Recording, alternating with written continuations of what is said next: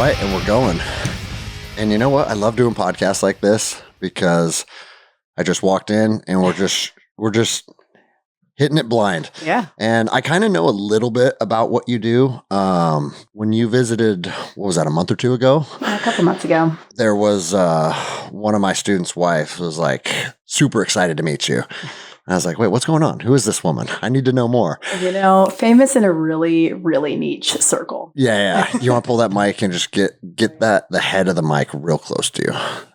Am I better now? Yeah, that's perfect. Yeah, I am. Okay. And so how I like to do the show is I don't ever bring notes or try and map anything out. I just turn it into a conversation. I want to get to know you, get to know what you're about. And I think the best way to do that is just give you the floor, let you introduce yourself, where you're from, what you do, and then we just have a fun conversation with it. Yeah, let's do it. Well, I'm Brianna Battles. I am a strength and conditioning coach. I started my own business close to a decade ago, and I specialize in coaching pregnant and postpartum athletes. I've gone on to create a pretty successful business, pregnancy and postpartum athleticism, and I have a lot of different programs and resources for coaching pregnant and postpartum athletes for them. But then I also have a certification program for coaches and practitioners to know how to better support that population. I've been an athlete my whole life. I played water polo and swam, played water polo in college, and then got into strength and conditioning after that and worked in a variety of different capacities in the fitness industry. And that evolved when I got pregnant. I have two boys. And they're like 11 and 7 now. And my 11-year-old is kind of what prompted learning more about pregnancy and postpartum, especially for female athletes, because there was a big disconnect there. Mm-hmm. I grew up in Southern California. I lived there my whole life up until a couple of years ago. And now I'm living in a suburb outside of Boise, Idaho. Okay. Where at in California? Southern California, like Thousand Oaks area. Okay. About an hour north of LA. Got it. Yeah. Yeah, I got my black belt out of LA. Nice. So I lived down there for about 4.5 years. The cool thing about this podcast that I'm kind of excited about is primarily a male audience. Mm-hmm. My show's about, like I told you before we started recording, soldiers and police officers and fighters and jiu-jitsu guys. But I had a guest on a month or two ago, and it was a friend of mine, and she talked about domestic violence, surviving domestic violence. Mm-hmm. And I thought it was a good story to put out, but I didn't really know how it would be received. And it was one of the most well-received shows that I've ever produced. And I started getting messages that's like, my little sister went through that. My wife's last relationship, she went through that. And like a lot of guys could identify with a woman that went through that.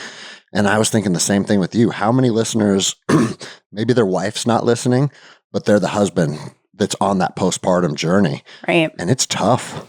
You know, like I went through it with, I have 3 daughters. My oldest, she's 15 now.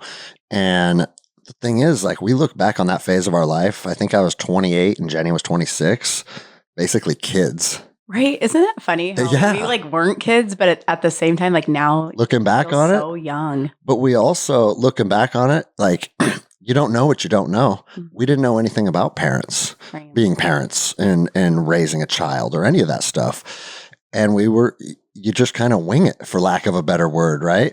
Yeah. And one thing that I found is it started to become very detrimental to our relationship because I just expected my wife to be my wife that I married and that I knew and that was like her baseline. I expected her to, hey, what's going on? Why are you not that person anymore? And I don't think, and maybe I just wasn't looking in the right areas or researching it in the capacity I should have been, but I don't feel like it was as understood or as normalized as it is now. Right. And she went through a lot of postpartum.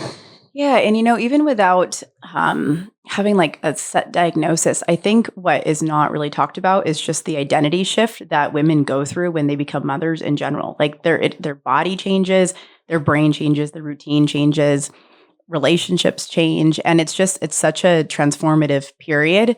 And you're expected to feel gratitude and expected to, I guess there's a picture of what motherhood looks like. And then there's the reality of all of these different changes. And it's really kind of hard to make sense of. And working with female athletes and being a female athlete, so much of your identity is attached to what you do or what you can look like. And we use fitness as a tool to navigate a lot of that.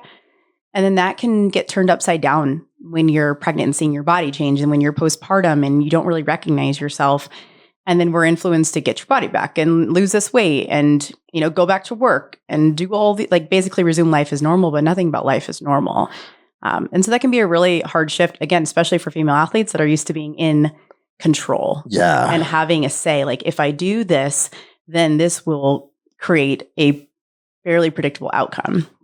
Nothing about parenthood works that way. I know, right? Yeah. And for Jenny, it was, our oldest was a honeymoon baby. Mm-hmm. We were newly married. We weren't ready to, are you ever ready? I don't quite know if you're ever ready, but it wasn't part of the plan. Right. And then now it is part of the plan. And is postpartum something that is more like hormonal and physical, or more psychological, or is it just all intertwined together? I think it's all intertwined together. I know I've had 2 kids and 2 totally different experiences throughout in my early motherhood with both of them. But then working with women, every mother has some story attached to their motherhood experience where things went wrong or they didn't go the way that they expected. And that can just be any life event, moving, grief, relationship changes. That does alter your mood. That does alter your reality and can influence depression and anxiety. And I think there's just an extra layer of guilt attached to it when you're in the trenches of early postpartum and early motherhood. Just that survival mode of taking care of little babies. It's hard to be needed that much for any human. And you're just constantly needed. If you're not growing the baby in your body, then you are nourishing the baby with your body. You're not really sleeping. You're just needed. I think guilt is actually a really good descriptive word, because I know that in our case, Jenny did feel terrible because she was what do you always hear about being a new mother? It's supposed to be this really joyous, powerful period of your life. And she was just I'm just overwhelmed, mm-hmm. and I'm not feeling what you think you're supposed to be feeling. Right. And I think that was part of what became detrimental in our case anyways, is because it's just like you said, everything that you know as normal is no longer normal, and your social circles kind of change. Your party friends don't want to hang out with you when you have a baby, or it's just not really feasible anymore, right? And it's just so many dynamics change. And she wasn't filled with that, I love being a new mother. And it was hard for her because she felt is there something wrong with me? Right. Yeah, you can love being a mom and have a hard time with it at the same time. These feelings and experiences absolutely coexist. And I think that probably continues throughout parenthood, where we love our kids and also can acknowledge different stages are just really hard. And, they're going to be hard for so many different reasons. But especially when, you're in those early trenches and there's just that big transition from who you were prior to who you are, which is the same person plus a whole new identity to acclimate to. Is it typical, and it seems like it would be, that your first child is the hardest to deal with postpartum? It was in our case, but I don't know. It was in my case as well, because I think I had certain expectations of what I thought. If I train in this way, eat that way, then I'm going to have this kind of birth experience. And then I'm going to be back into the gym. And then my body's going to be, I'll be really fit and I'll look the way I want to look. But that's just not always how it goes. So I don't know, and then I think baby's temperament plays a lot into it. How the birth goes plays a lot into it. And I got rocked by my first baby, in every possible way, just totally rocked. So I think that when you're having to come to terms with what your expectations were versus what your reality is, that's a hard thing. Again, in general, motherhood, parenthood or not, expectation versus reality, people have a hard time, making sense of. Yeah.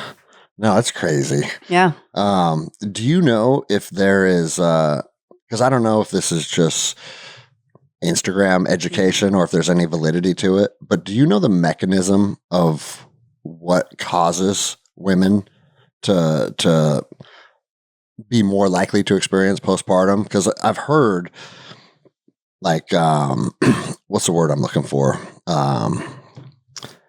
Where they numb you.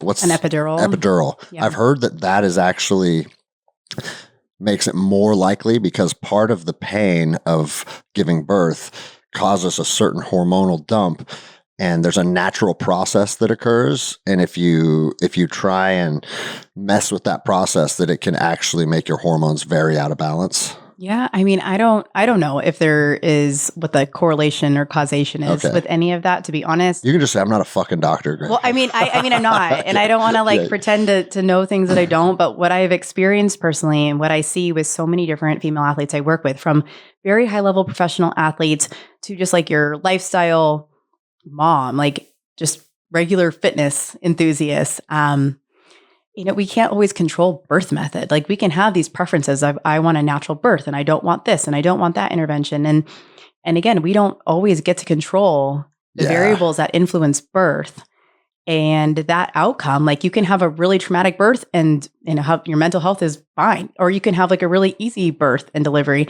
and really struggle. I've seen it all. And then of course, like a traumatic birth, you're recovering from that whole process, and that can really influence just your depression and anxiety. It can absolutely create a spiral, but I mean, I see it all. I see people that have, that you wouldn't expect to struggle. I see them struggle, and you'd see people that, you maybe think, oh, well, they're maybe more prone to depression, where they're like, you know what, actually, like I'm doing pretty good. So we really see it all. Okay. Is there do you have kind of like a baseline that you set as an expectation for women to kind of get back on the horse and try and prioritize their body? Or is it really just meeting the individual where they need to be met? I mean, like coaching, right? Like we just meet them where they are, and we can say like a catchphrase that I've used for so long is athleticism does not end when motherhood begins. And it's going to look different. It's going to look different at all different times for all different reasons. I know the way that I was training prior to pregnancy and during pregnancy is so different than how I'm training now, but it's not because I'm weaker or I don't have as much time or because I can't. It's because I found jujitsu. It's because I found this. It's because I like to lift differently now. And like, if you're an athlete, there's going to be an evolution in how you train and what that looks like for you anyway. But we have to give ourselves permission to kind of make those changes and create adaptations so that it can keep evolving with us. And I think that freedom versus like, I am only a CrossFitter. I'm only this, and like really rigid and set in our belief systems and set in how we're training and what we're training.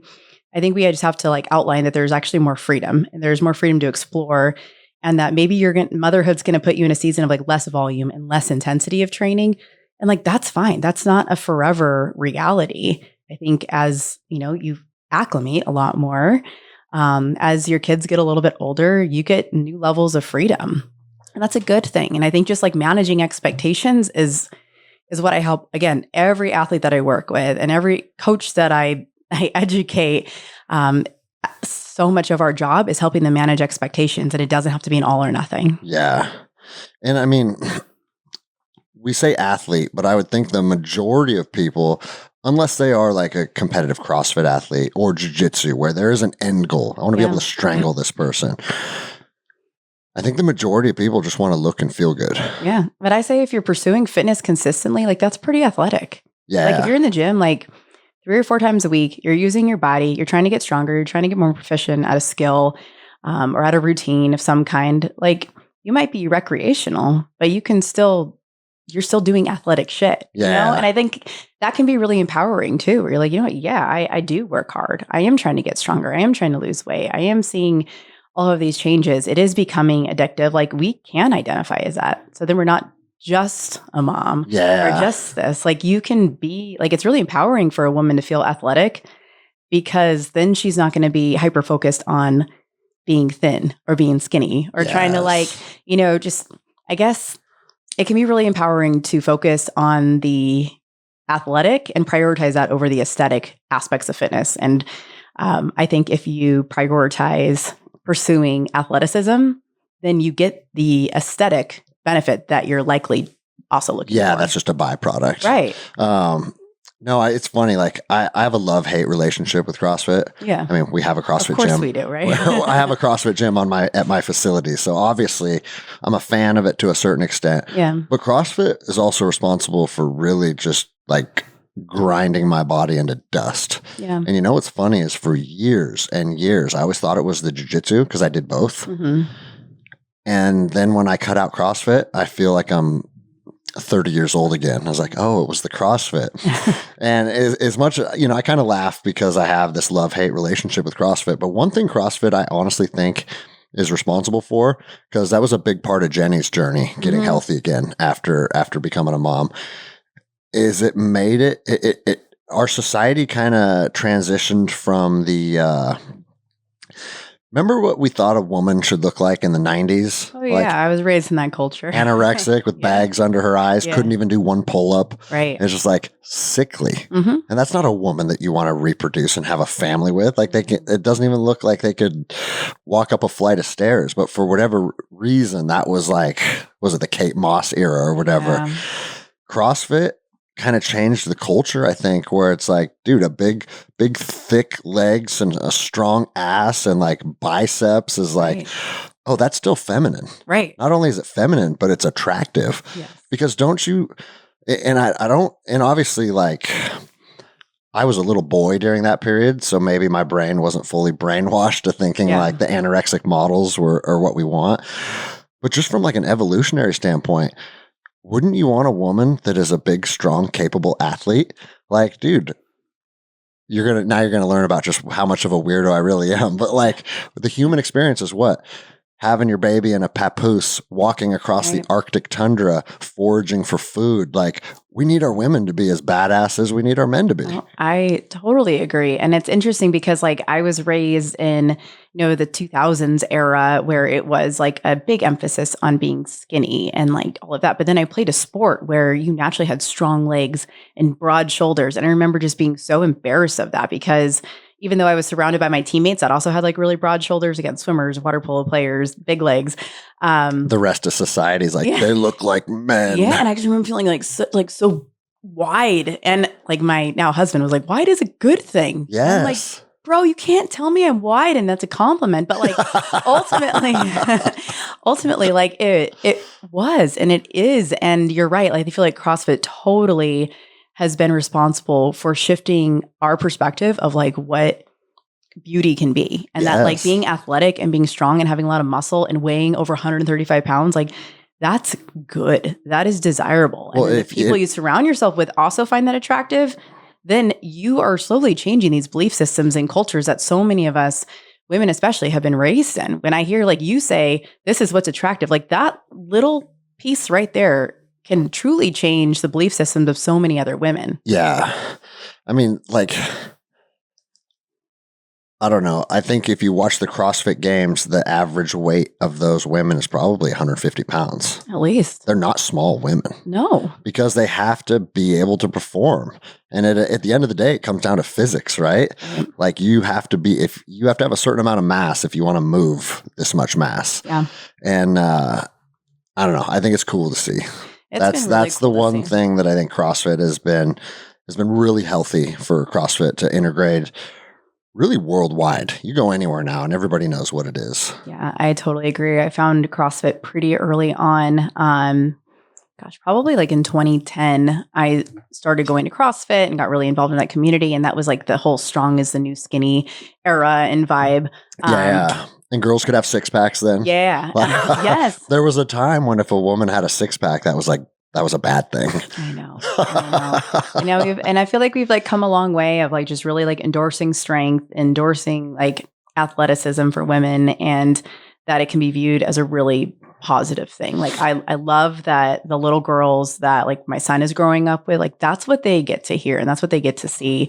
Whereas that was absolutely not on the radar when I was growing up. I was just telling Miranda the other day, I was like, dude, I used to saran wrap my stomach. Like, how toxic is that at such a young age? Probably like 13, saran wrapping my stomach. And to hold it to like tighten up your core so it didn't look like lean in my stomach. Yeah, just to like create a smaller waist. Again, that was the era. That was like I don't know, probably the late 90s, early 2000s. And like I kind of forgot about that. I don't remember what we were watching. And I was like, I used to do that. And she was like, yeah, like we did so much fucked up stuff at such a young age that now you're like, we were just immersed in like diet culture. Yeah. Everything was about being smaller and eating less. You know what I always get a kick out when guys are like, oh, she looks like a man, right? Yeah. If you see those broad shoulders or you see a six pack on a girl, she looks like a man. I was like, well, why don't you look like that then? Totally. Because a man that's in shape with a six pack with strong shoulders doesn't look at a woman that has those attributes and think that. I know. It's always like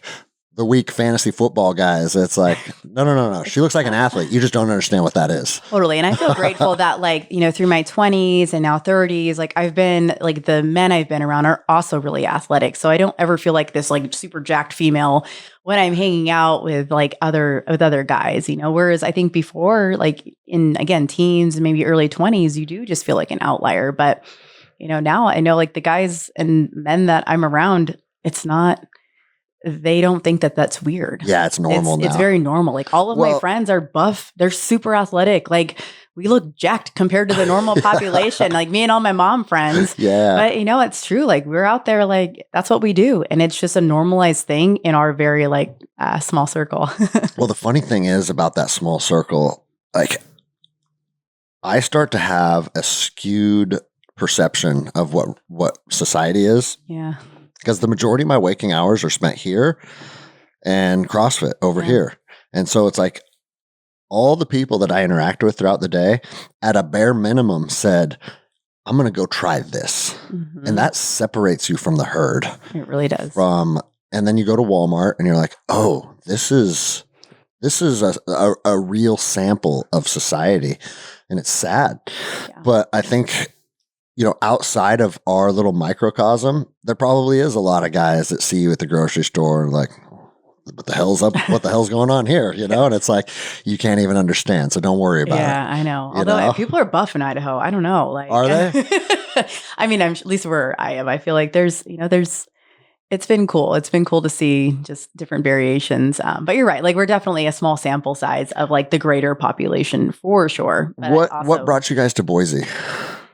Just kind of needed a fresh start, a relationship, marriage, family, and just a greater quality of life in Idaho and possibility. And then when we started talking about that, my mom, who was living in northern Nevada at the time, said, well, if you guys moved to Idaho, I'd move to Idaho. And that was an opportunity to live close to family, which, I desperately wanted. I wanted to have my mom's support and have her around because they had retired out of California.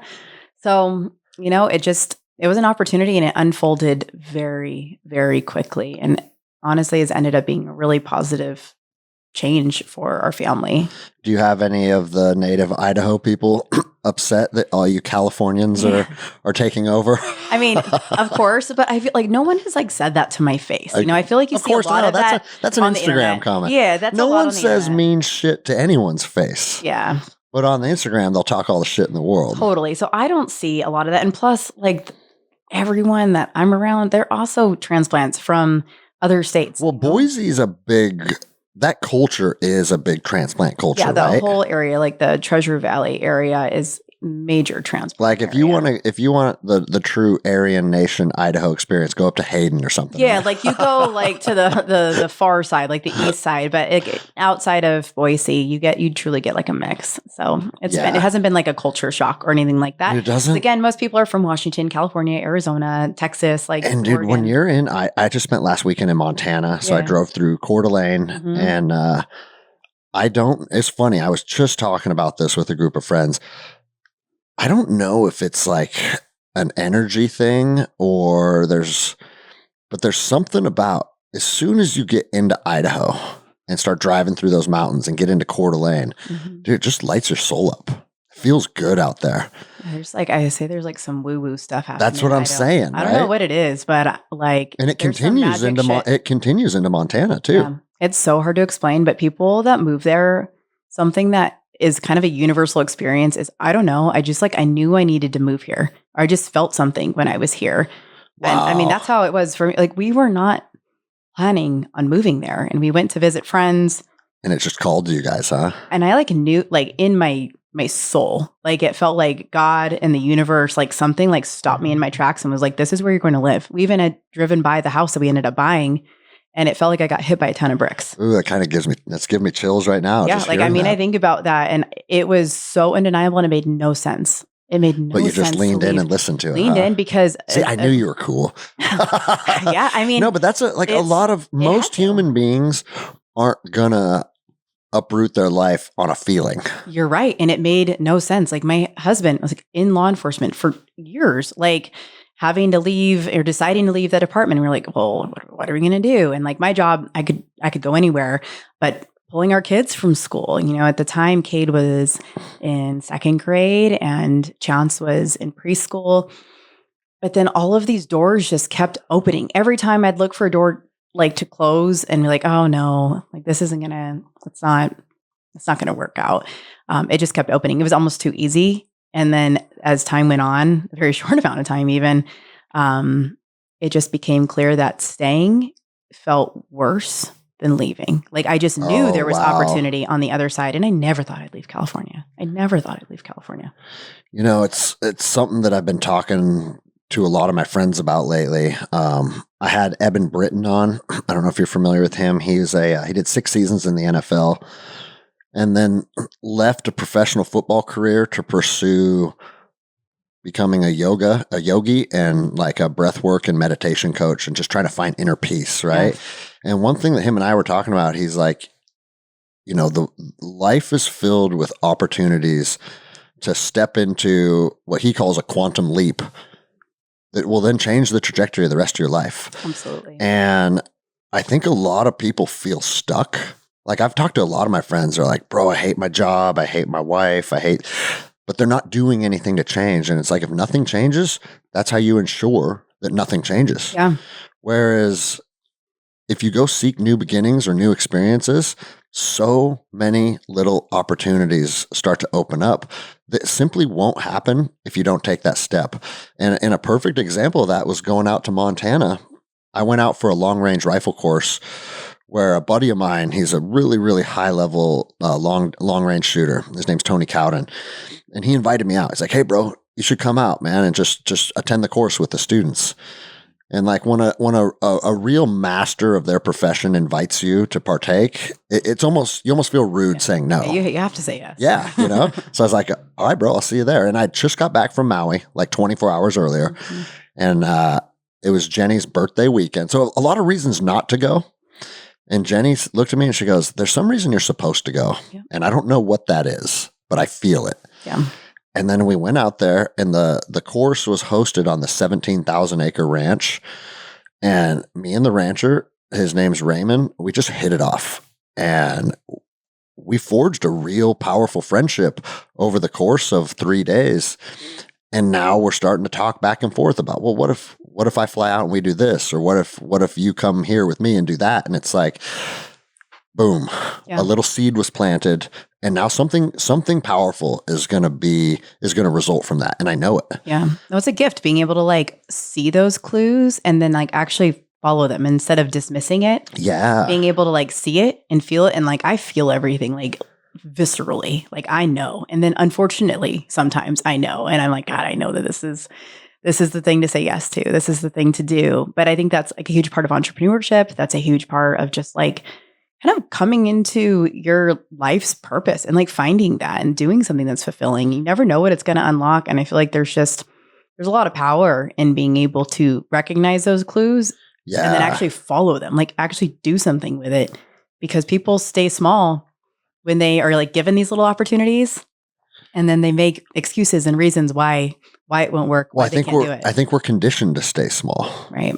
I mean, I don't know how much of a tinfoil hat you put on, but our society as a whole, it just seems like, hey, go to school, get a job, work 9 to 5, retire, and then die. And if you step outside of that, a lot of people are like, what are you doing? And I'm sure your husband got it when he left law enforcement. Oh, yeah. How many of his coworkers are like, bro, what are you doing? Oh yeah. And still. Uh-huh. Yeah. And it's like, dude, how about I do whatever the fuck I want? Right. We got one life. We got one life. We got one life. And here's the thing. Your husband's a black belt in jiu-jitsu. Correct. Which I've never met him, but that tells me a lot about his perseverance, his determination, his character. And I have no doubts that you guys will figure it the fuck out, because not figuring out is starving to death. Yeah. That's probably not going to happen. Yeah. No, absolutely. And I like to say, like, I was raised by a single mom who gave me no choice but to believe in myself. Like, I wasn't raised with like these doubts. It was like, she encouraged me so much. So when a lot of people have imposter syndrome, I don't know if I necessarily feel that, because I have been able to figure out a way to like trust myself to figure it out. Well, I can just tell by how you carry yourself. Like when you walked into my gym a couple months ago, I could just tell, like, oh, this is a powerful human being.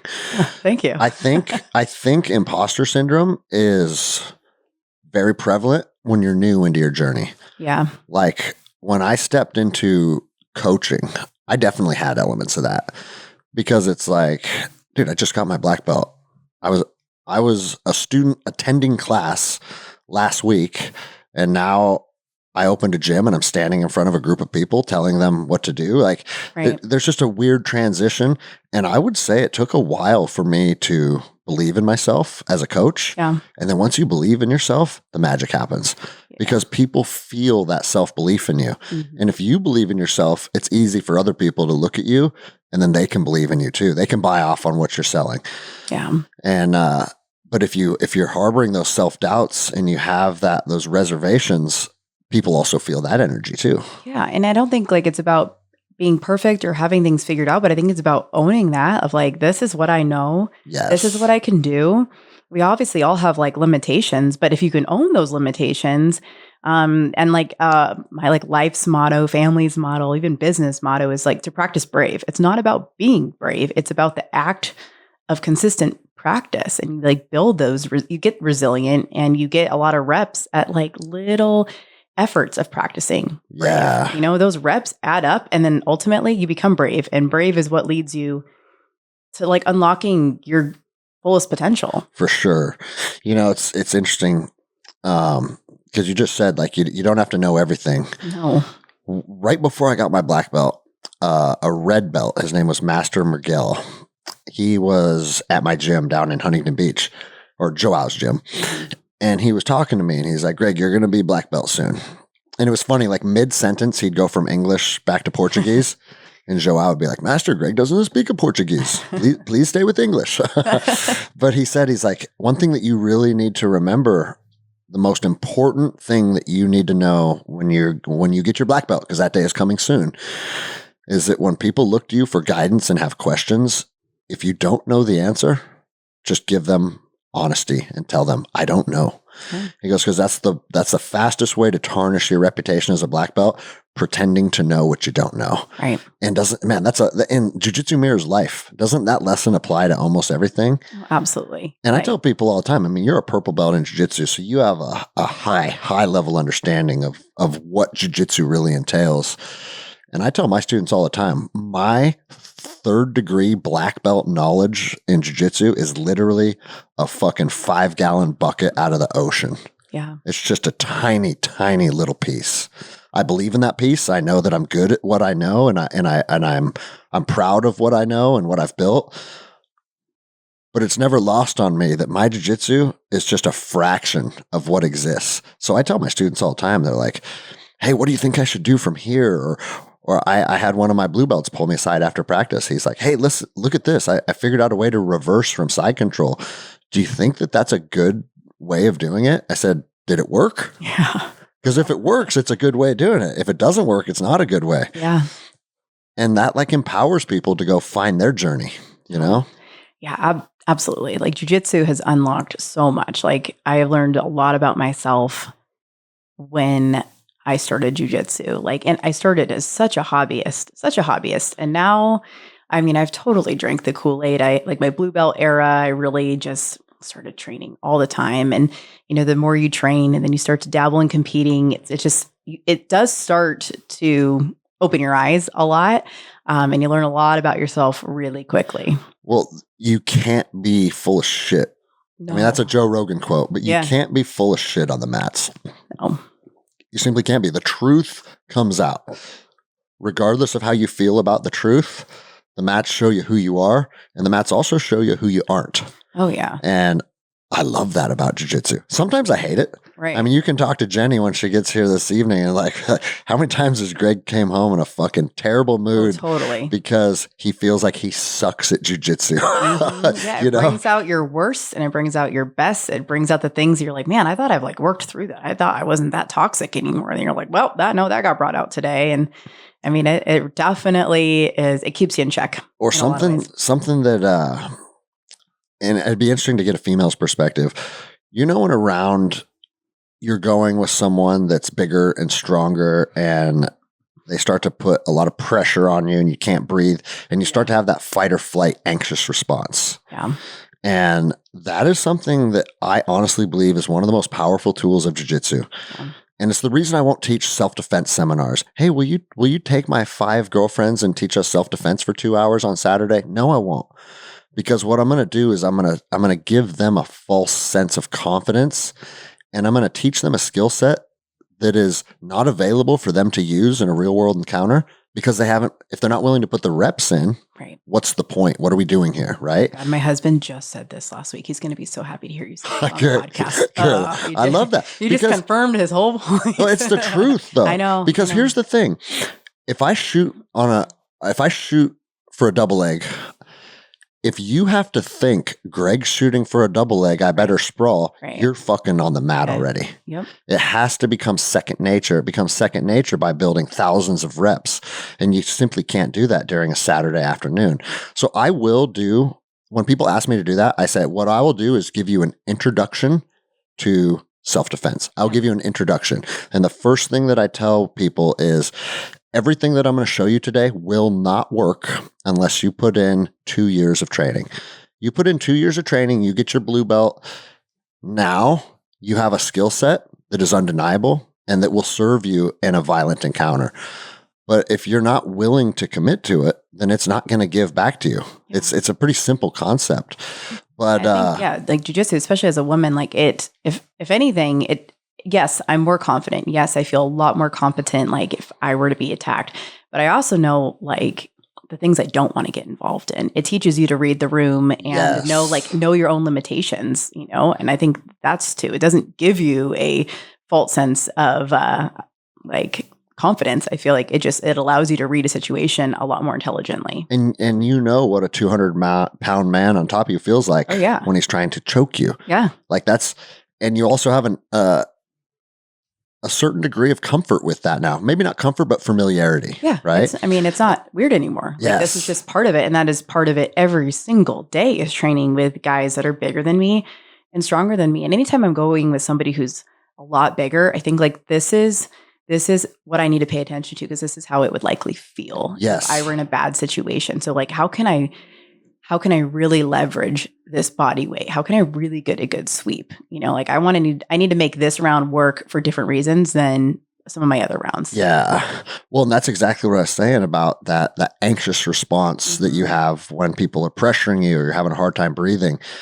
I honestly think that's where the magic happens. Yeah. And there was a period of time where I felt like, oh, I've completely trained that out of me. Like, I don't have that anymore. Mm-hmm. You can have knee on face, and it's like, hey, this sucks, but I can be calm in the storm and then figure out a game plan to get out of there.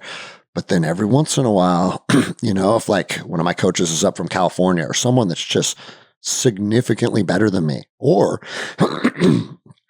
if someone that I am better than actually like has a moment of success. Yeah. And now I got one of my brown belts that has me mounted or something. And it's like all the bells and whistles are going off and you're like, fuck. Yeah. And it's like, that's still inside of you.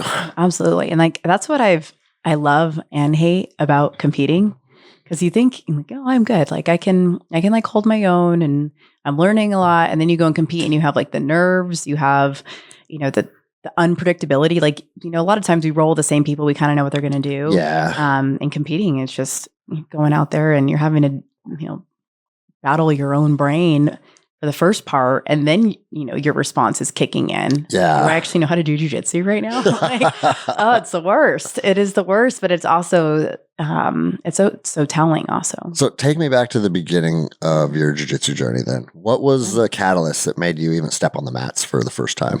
My little one started preschool, and that was the first time in years that I had a block of time to myself. Okay. And my husband had been training for a long time. He'd always encouraged me to sign up, but it was never my terms. And frankly, I thought I was like kind of too, like, I don't think I was, some people say they wish they would have started jiu-jitsu earlier. I'm not one of those people. I think I had to be like ready and almost humble enough as an athlete to go in there and be willing to suck and truly be a beginner. You have to have the right mindset to do that. And I knew that about myself. Like, I knew that. So it was a combination especially being good at something else. Yeah, because like I had always been athletic, and I knew this was going to be something that I was going to suck at. And because I knew enough from Jared, and I knew enough from my son, Cade had started. He started at 4. So I was watching him. I had obviously seen my husband do it, and I knew, okay, well, now that my little one is in preschool, I actually have the ability to go to a set class time on these set days. So I'm going to do that. I'm going to go twice a week. And I started doing that. And my white belt era was during COVID. Okay. Or like COVID started shortly after that in California. So, I went twice a week, and then it shut down. I did some stuff from home, but like white belt jujitsu from home, I guess it doesn't make sense. Yeah. But was your husband a black belt already by then? No, he was a purple belt during that time. Okay. And then he got his brown belt shortly after that. But I never wanted to train with my husband. No, I hear that a lot. Yeah, that's actually kind of normal. Yeah, it's hard for me to learn from him. And it's not that he can literally teach the best of people. He's been teaching defensive tactics for years. But it was just really hard for me to, and still is hard for me to like roll with him and to truly like learn from him. But I like that you can admit that, because a lot of girls, there's some weirdness around that, but it's like, it's almost taboo to talk about. Yeah. And my wife doesn't train. All her training happens across the parking lot over there. But there's been a handful of times when she's tried, and I could feel it's almost like there's reservations about relinquishing. I want to say power, but maybe it's like at home, I'm not a fucking dictator. We're equal. Yeah. We're equal participants in this family. Whereas in the gym, I'm professor, and I'm wondering. I wonder if that has something to do with it. But no, but he has a hard time teaching me anything, and like part of it is me. Like I am the problem here. It's not even him. Like he does a great job, and he's very knowledgeable. He can help. Can he teach you how to shoot? Yeah. Okay. Yeah. Yeah. I mean, like enough. Again, like I'd probably learn better from you just because I'm not married to you. Like it's weird. It's like it almost like resonates differently.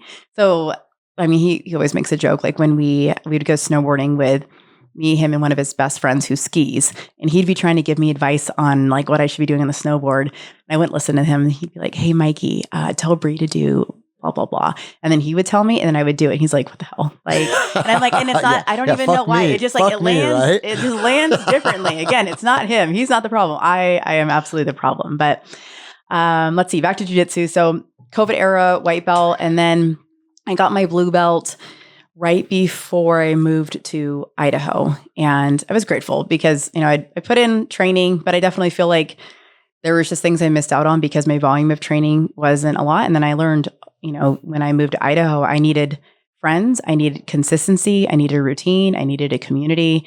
And I just went full send into training. I really used that as a tool to like manage such a significant transition in my life. And that's when I feel like I really fell in love with jiu-jitsu, was at blue belt. White belt was just kind of going through the motions and like dabbling. I knew I enjoyed it, but blue belt is where I really you got kind of fucked too with the whole COVID bullshit. Oh, totally. There's so many fundamentals, and I'm like, damn, I did not know what that was or this is. I mean, and still, where I'm like, I should like I feel like a white belt so often, but Yeah, I'll let you in on a little secret. It doesn't go away. You'll always feel like a white belt Yeah. in certain positions or in a certain capacity. Yeah, where I'm like, why is this not? Or like little tips that like someone will say something. I'm like, damn, that would have been really good to know a lot earlier on. I guess I missed that part of that movement or whatever. It's like so fundamental. But yeah, I feel like when I moved to Idaho, that's when I realized just how powerful jujitsu was for me from like a mental health perspective and from the community perspective. And then just finding something where, you know, you can't think about the email you need to send or what you need to do with your kid when you are grappling. Like that's you right. have to be so in the moment. And I am never in the moment. My brain is in 1,000 places all the time. Yes. So to be like truly present, that is not an easy thing for me to ever do. Well, I think being present is a pretty normal condition as part of the human experience up until, I don't know, 20 years ago. Yeah. Where like we're always worried about what everybody's doing. We're worried about what's on our phone. We're worried about what's on our television. Whereas human beings used to be like, hey, we're foraging or we're hunting or we're fighting. That's like cool. all those things are in the moment. Yeah. Yeah. It's interesting. And that's probably, I'm putting some pieces together. That's probably one of the key elements why jiu-jitsu is so powerful for people, because it forces you to be in the moment. If you don't totally just put all of your bullshit on the back burner and be in the moment, you're getting strangled. Yeah. Like absolutely. that's it, you know? So you have to just immerse yourself in what's literally right in front of you. Yeah. And I think that's probably how we're supposed to live to a certain degree, you know? I agree. And even just like also exposing your brain to a different way of thinking. For me, I'm so big picture that being like really process oriented is very hard for me. Whereas like my husband is like very logical, first this step, then that step, which like kind of course, if you're any kind of like law enforcement or whatever tactical profession, like there is a system sort of in place. Like you can think like that, where I'm just a lot more free thinking and like I'll feel the movement more so than I know like the steps involved. And what I've liked about jiu-jitsu is it has forced my brain to actually think more systematically, more process oriented, and like create those connections. And that's good too. I think just to train your brain to think a different way than how it maybe naturally defaults to. Yeah. Do you ever, like, I think, I don't know exactly what style of learner I am with audio, auditory, visual, or kinesthetic, but there are times when like I literally just need someone to like put me in the move and then stop and just sit there. Yes. And neither one of us are moving or transferring weight or trying to progress or anything. I just need to like take a snapshot of this position. And I think that like the camera that my brain shoots with is like a long exposure one. Yes. And I just have to sit there for like 15 or 20 seconds. Yeah. And me and Daniel, the guy that was working out when you walked in, he's the gnarliest black belt that I know. Yeah. It's just he is gnarly. And he's been with me since the day we opened. So he's been here 10 years now. Wow. But he came to me as a purple belt. So just savage human being. And him and I have fucking sat like in each other's arms for probably more combined hours than me and my wife.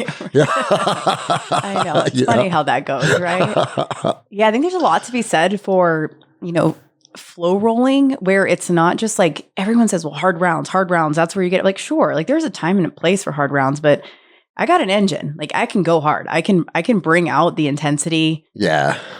At any given time. What I need is the opportunity to process what I need to do. What's my next right move here? And so I'm always grateful for upper belts to roll with them. And then sometimes they'll say, tell me if I'm doing something dumb. Like catch me in the moment when I'm about to do something dumb and like catch me in it. Like tell me, and then like give me the opportunity to learn the next right move instead of what I was gonna do. And so sometimes that's been a really helpful way for me to learn as my game has evolved and as I learned more about jiu-jitsu in general, is finding like what I need more of. Yes, I can do hard rounds. Yes, I can do like specific training, but there's a lot to be said for in a moment. If you're rolling with somebody who's willing to be patient with you and help like that, have coachable moments in the moment. Yeah. I mean, I think there's a lot of value there, at least for me. It's funny you say that because there's so many different approaches that you can take to rolling. And I think it's like 22 years of jiu-jitsu now, and I try and think about what best serves me. And then also what best serves my students. Because a lot of times those are two different things. Totally. But there are rounds, you could ask my blue belts because I've been on a mother's milk kick lately. Oh, good. Like Nicholas Marigali, if you watch him, just submits the best guys in the world by pulling their face into his chest. Yeah. It's kind of demoralizing. It's demoralizing. It's humiliating, but it's also part of what we do, right? And so like a lot of times I just, hey, my blue belts know. And I'll kind of joke and tell them, be like, hey, I'm on the fucking warpath tonight. You want to get around tonight? Like, we're going to war. Stand by. But then there's like last night, I was like, I'm just going to let all of my students put me in really bad positions. Yeah. Like, I'm going to let them pass my guard. I'm going to let them take my back. I'm going to let them mount me and see what they do with it and see where I can capitalize on escapes. And it's like, fuck. Gordon Ryan says he gets submitted 20 times a night at practice. Yeah. I don't get submitted anymore because me and Daniel are like the only two guys that could submit each other in the gym these days. And it's like, am I not serving my jiu-jitsu as best as I could by being more vulnerable and letting people put me in worse positions? And I don't know. I go back and forth on it all the time. Yeah. I imagine that's hard. The higher up in jiu-jitsu you get, like you're not getting owned as often. No. And I feel like it's when you get owned that you learn. Like you totally learn by getting your ass kicked or the same, like it's always demoralizing, but also like such good perspective when someone hits the same submission on you 3 times in the same time. You're like, damn. I fell for it again. You think I'd maybe catch on by now. But I triangled one of my blue belts, I think 6 or 7 times in one round. Yeah. And you know how when you're new to jiu-jitsu and you can't stop anything, it's just like, what the fuck is going on, right? And then you get to blue belt and you're like, okay, people can't do that to me anymore. Yeah. And then you do it to him. Yeah. And he had to like relive those emotions all over again. He's like, I didn't know that could still happen to me. Oh, yeah. But here's the thing too about like, I'm a big fish in a little pond, and I'm very aware of that. Yeah. But I also grew up with the Checkmat competition team down in Los Angeles, where I was the worst guy in the room. And every single guy in the room could hold me down and rape me if he wanted to. Right. And it's like, I'm intimately familiar with the levels of jiu-jitsu and what other people are capable of. And so even though I don't get that much these days, I think because I got it at such a high level for a long time, that lesson is never fully lost on me. Oh, yeah. Because I can tell you this, I moved from Seattle to Los Angeles as a brown belt. And my coach up here was already talking about promoting me to black belt. And this is after 5 years of jiu-jitsu. Yeah. I'm not BJ Penn. I'm not, you know what I mean? Like, but because I was a big, strong athlete and I had a good gas tank and I had the tenacity to fight as hard as I could and had a lot of success, it was like a fast track to black belt. Yeah. But my knowledge in my brain was not anywhere close to black belt. It was just a 220-pound brown belt that could use his athleticism. Yeah. And so then I got down to California. All those dudes were big super athletes. They weren't impressed by me at all. And Joao kept me at brown belt for 5 more years after that. Yeah. It was the best thing that ever happened to me. Let your jiu-jitsu brain catch up with your body. And it did. Yeah. And now it's like, oh, okay. Yeah. I was missing so many key elements just thinking fucking smash. Yeah. No, I get that. I'm like, I feel very happy at purple belt and I do not want to rush that process because I feel like I'm just now starting to kind of understand my game and then work on the things that like I don't enjoy, that I suck at, that maybe I've gotten away with because I'm athletic enough or I'm strong enough. But now I'm like, I want to actually like learn the jiu-jitsu part. How would you describe your game? I like smashy. Smashy? Smashy. Yeah.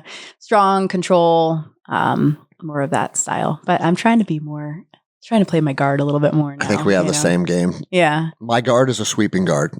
Yes. If I have to be on my back, I'm trying to not be on my back. Like that's my game for my back. Is like, how can I find the sweep out of here? Sweep, get on top, and take your soul. Yep. And that's and here's the thing too. Like I always tell my students, there's not a right or a wrong path. There's not. Right. If you like inverted De La Riva and you like lasso and all that stuff, just be aware of what is kind of the game of jiu-jitsu, versus what is the fight of jiu-jitsu. Totally. And I would never diminish the game of jiu-jitsu because I hate it when people say that, like, would that work in a fight? I don't, when I'm driving home and I pass the basketball court in my neighborhood, I don't pull over and be like, hey, Yeah. would what you just did help you in a fight? Right. Like, just be cognizant of what aspects of jiu-jitsu are self-defense, Right. and then what is sport. And my coach is a 7-time world champion. He used to say, like, hey, if you don't think sport jiu-jitsu will work, fight me in the parking lot. Yeah. And it's like, oh, okay. Yeah. You know, because what is going to work in a real world encounter? It's not like, oh, hey, I get the lasso grip and then I off balance. It's not the step-by-step stuff. It's your ability to read angles, your ability to out scramble, your ability to fight for top position. And all those things are happening in real time. Totally. I agree. And that's the jiu-jitsu that I prefer, is more of like the, I guess, practical. Yeah. But I mean, I just got owned by sport jiu-jitsu. I went to Worlds and I got owned in frickin' worm guard. And I was like, damn it. Like, I'm stuck in my own gi right now. Fuck worm guard. Fuck worm guard. That's literally what I said after. I was like, fuck that shit. Like, she was setting up lasso on one side, so I was trying to shut that down, but then my whole other lapel got taken out, and oh my God, that was so freaking frustrating. Dude, and I just had to like lay there and die. And I'm like, fuck this, dude. Like, I didn't think I was going to see something that like was that foreign, I guess, to me. It's like, no one I roll with really does a lot of the, the lapel stuff. I don't either. Now, that won't happen to me again, because I got pissed. Like, after that, I was like, I need to learn how to shut that shit down. So I like went back to training, and I was like, all right, where did I go wrong here? Okay, got it. I need to do X, Y, or Z. But hey, like, that was sick. She freaking won, and she controlled me. Yeah, she controlled you. Like, and she got there and she just held that shit. Well, and man, that sucked. And here's the thing to remember too, especially we live in Washington and Idaho. People are wearing coats and jeans. And that is a gi. Yeah. And I'm sure your husband has told you as a police officer, like, a jacket is a gi top. Yeah. And so people are like, oh, like, no gi is more realistic. I don't think so. Yeah. Maybe if you lived in Southern California still, Yeah. But a lot of the stuff that applies to gi jiu-jitsu works in just how people fucking dress day to day. And so, yeah, you might get tangled up in worm guard. Do you know who invented worm guard? Are you familiar with the history of it? No, not really. It's Keenan Cornelius. Yeah. Keenan Cornelius was a pretty avid competitor on the competition scene when I lived in California. And I was watching him do that to people, and I was thinking, that's stupid. Like, come on, dude. Like, you're not going to be able to wrap my lapel around me 4 times and switch grips 17 different times. And it is like that. It's like, weave it under your arm and then transfer, and then weave it under your leg and then transfer. So methodical, but it does happen fast, though. So then Keenan got promoted to black belt, and he fought my coach, Marcus Buchecha. Mm-hmm. And he tied Buchecha up in worm guard. And I remember sitting there watching, because when me and Marcus fight, it literally looks like me fighting my 12-year-old daughter. Like, that fucking dude, not only is he a big super athlete, but he has world champion level jiu-jitsu. And I don't care how many rounds I've done with him, I've never felt past fucking 1 stripe white belt. Yeah. And it's bizarre to me, but I mean, it is what it is, right?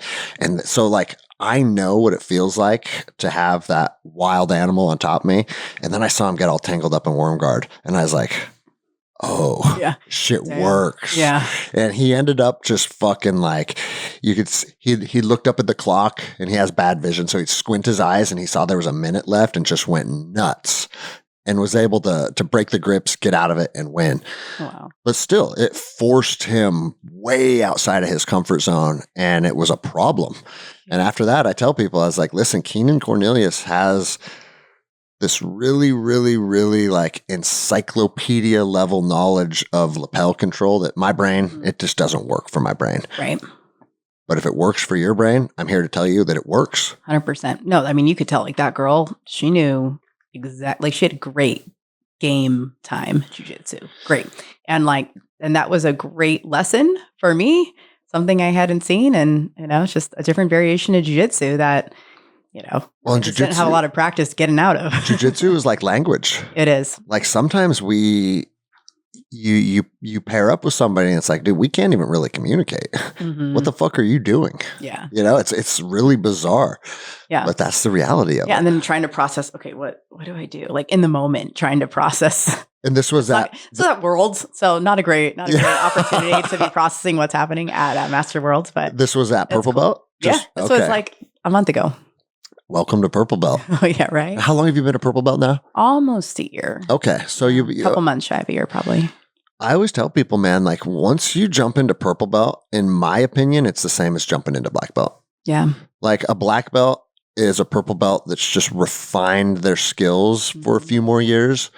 But as far as like the tenacity and the base of knowledge and the danger, like I understand fully. If I went and signed up at the adult Purple Belt level World Championships with IBJJF, and it's a bunch of 19-year-old fucking kids that have been doing jiu-jitsu since they were 4, I would get destroyed. Totally.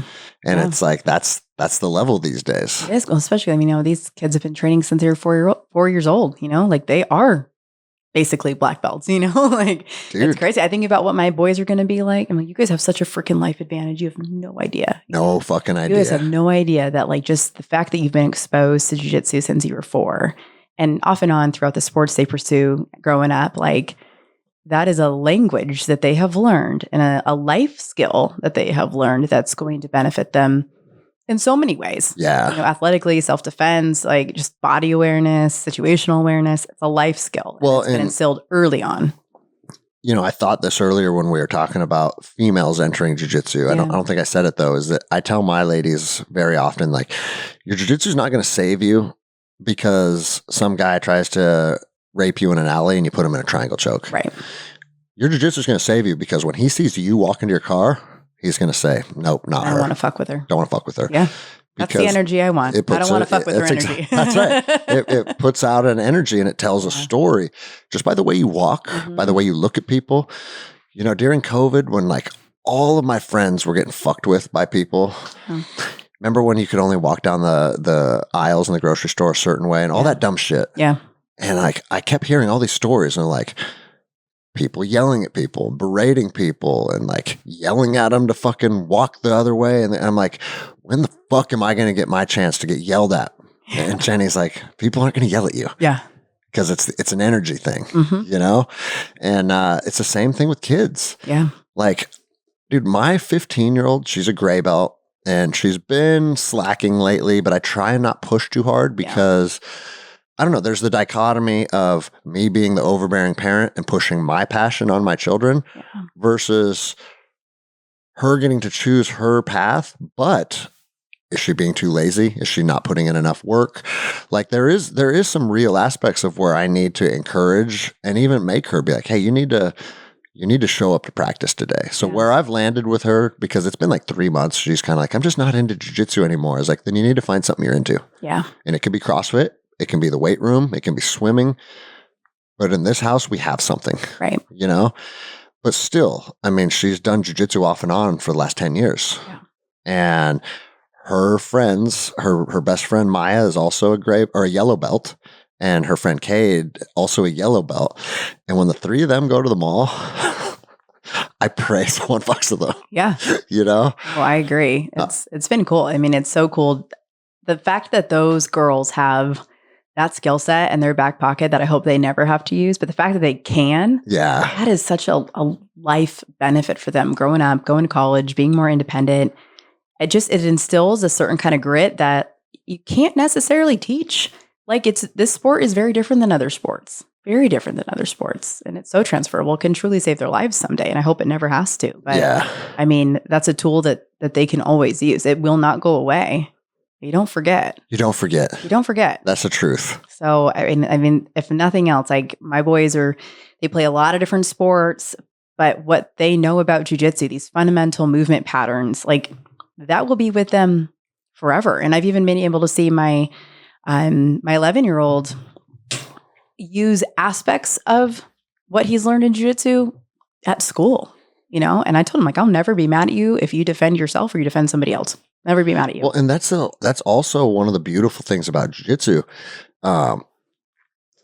you can control the situation and really inflict zero bodily harm. Yeah. If you choose to. Or you can break every fucking bone in their body. Right. And then everything in between. Yeah. And it's funny. A guy tried to break into my house one time. I'll save the long version of the story. It ended up being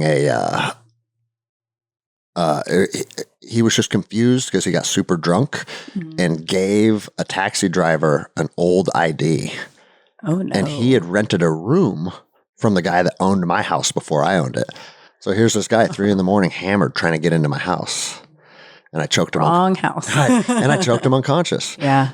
And it literally took 3 seconds. Yeah. And that was the first time I put someone to sleep in a real world encounter with jiu-jitsu. And it happened so fast that I was surprised. Yeah. I was like, oh, shit, it is magic. Yeah. I sat him on the ground. I put both my hooks in. And then I kept the choke in, but I loosened it so I don't kill the guy. And the cops came. And then they worked it all out. They figured it out. And I was like, they're like, do you want to press charges? Do you want to put a restraining order against this guy? I was like, I don't want to do anything to him. Right. Fucking drunk idiot.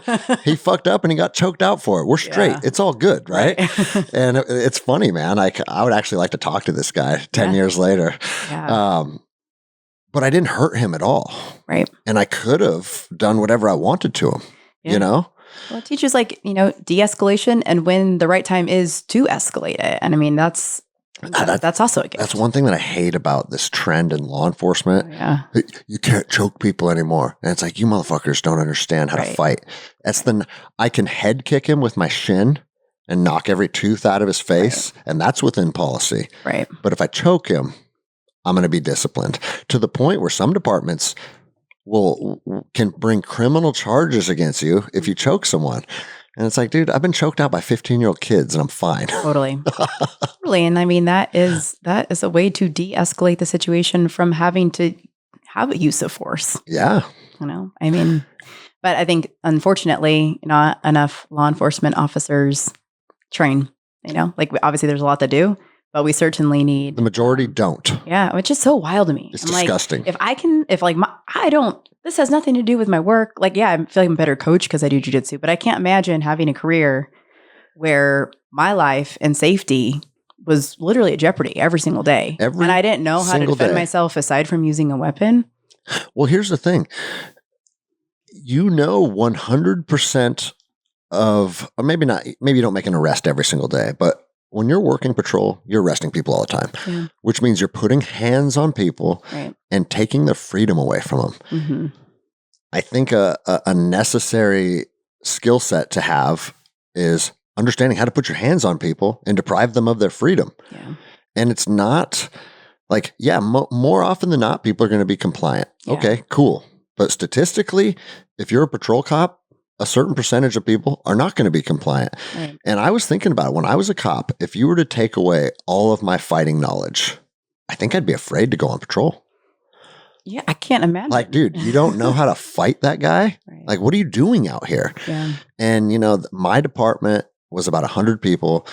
We had myself, 2 other guys were black belts. One guy was a purple belt, a handful of blue belts, and a handful of white belts. I would say 10 people out of 100 trained. And we would be like, hey, we're going to come in early on this day, or we're going to stay late on this day.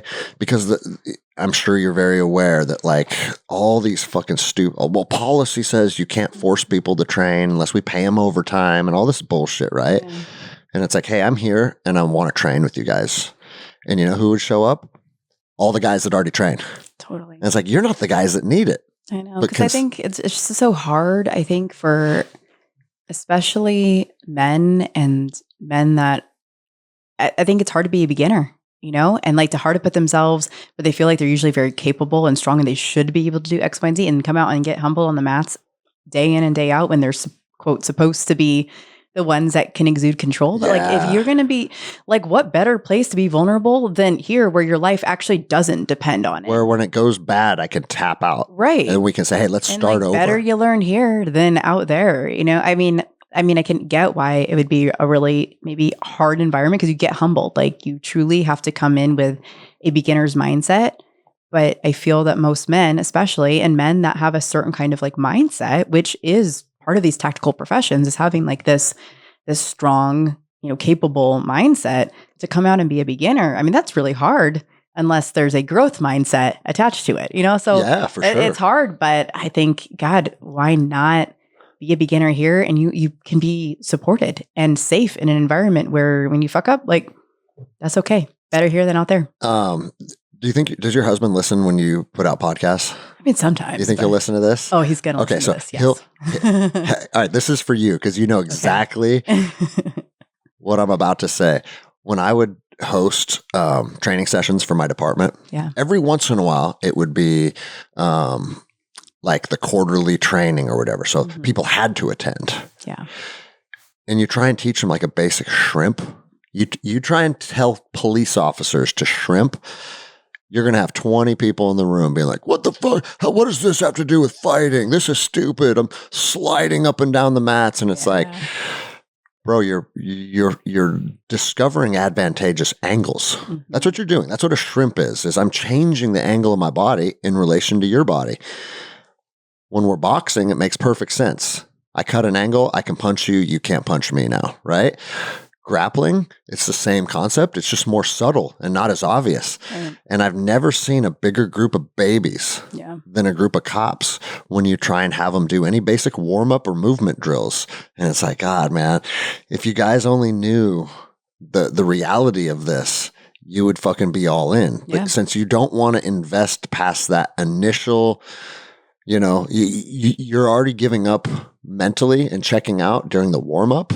Like there's no hope. Yeah. I mean, God, and I think we all like to say like, I'm tough and strong and capable, but be those things without a prop, be those things without your gun, without all of your, the stuff that you carry on your belt, be able to hold your own. Well, here's the thing. I do 10 years in the profession with 2 different agencies. You know how many times I tased people? 0. You know how many times I've maced people? 0. Hit someone with a baton? 0. I've literally never used a less than lethal because my jiu-jitsu is my less than lethal. Yeah. Once I grab a hold of you, I have you. It's interesting you say that because Jared would always say like how I would hold somebody sends a message. Like it's not even like exuding force. It is like feeling how I touch your arm, how I hold your wrist. Like I can't fuck with this guy. Well, and it's a feeling. You're a fucking purple belt and you compete. The second you lock horns with a human being, the energy that goes into your body tells the story of that person. You know what's about to go down. And it's like, there's nothing better than when I grab another man and I'm like, gotcha, motherfucker. And we both know it, right?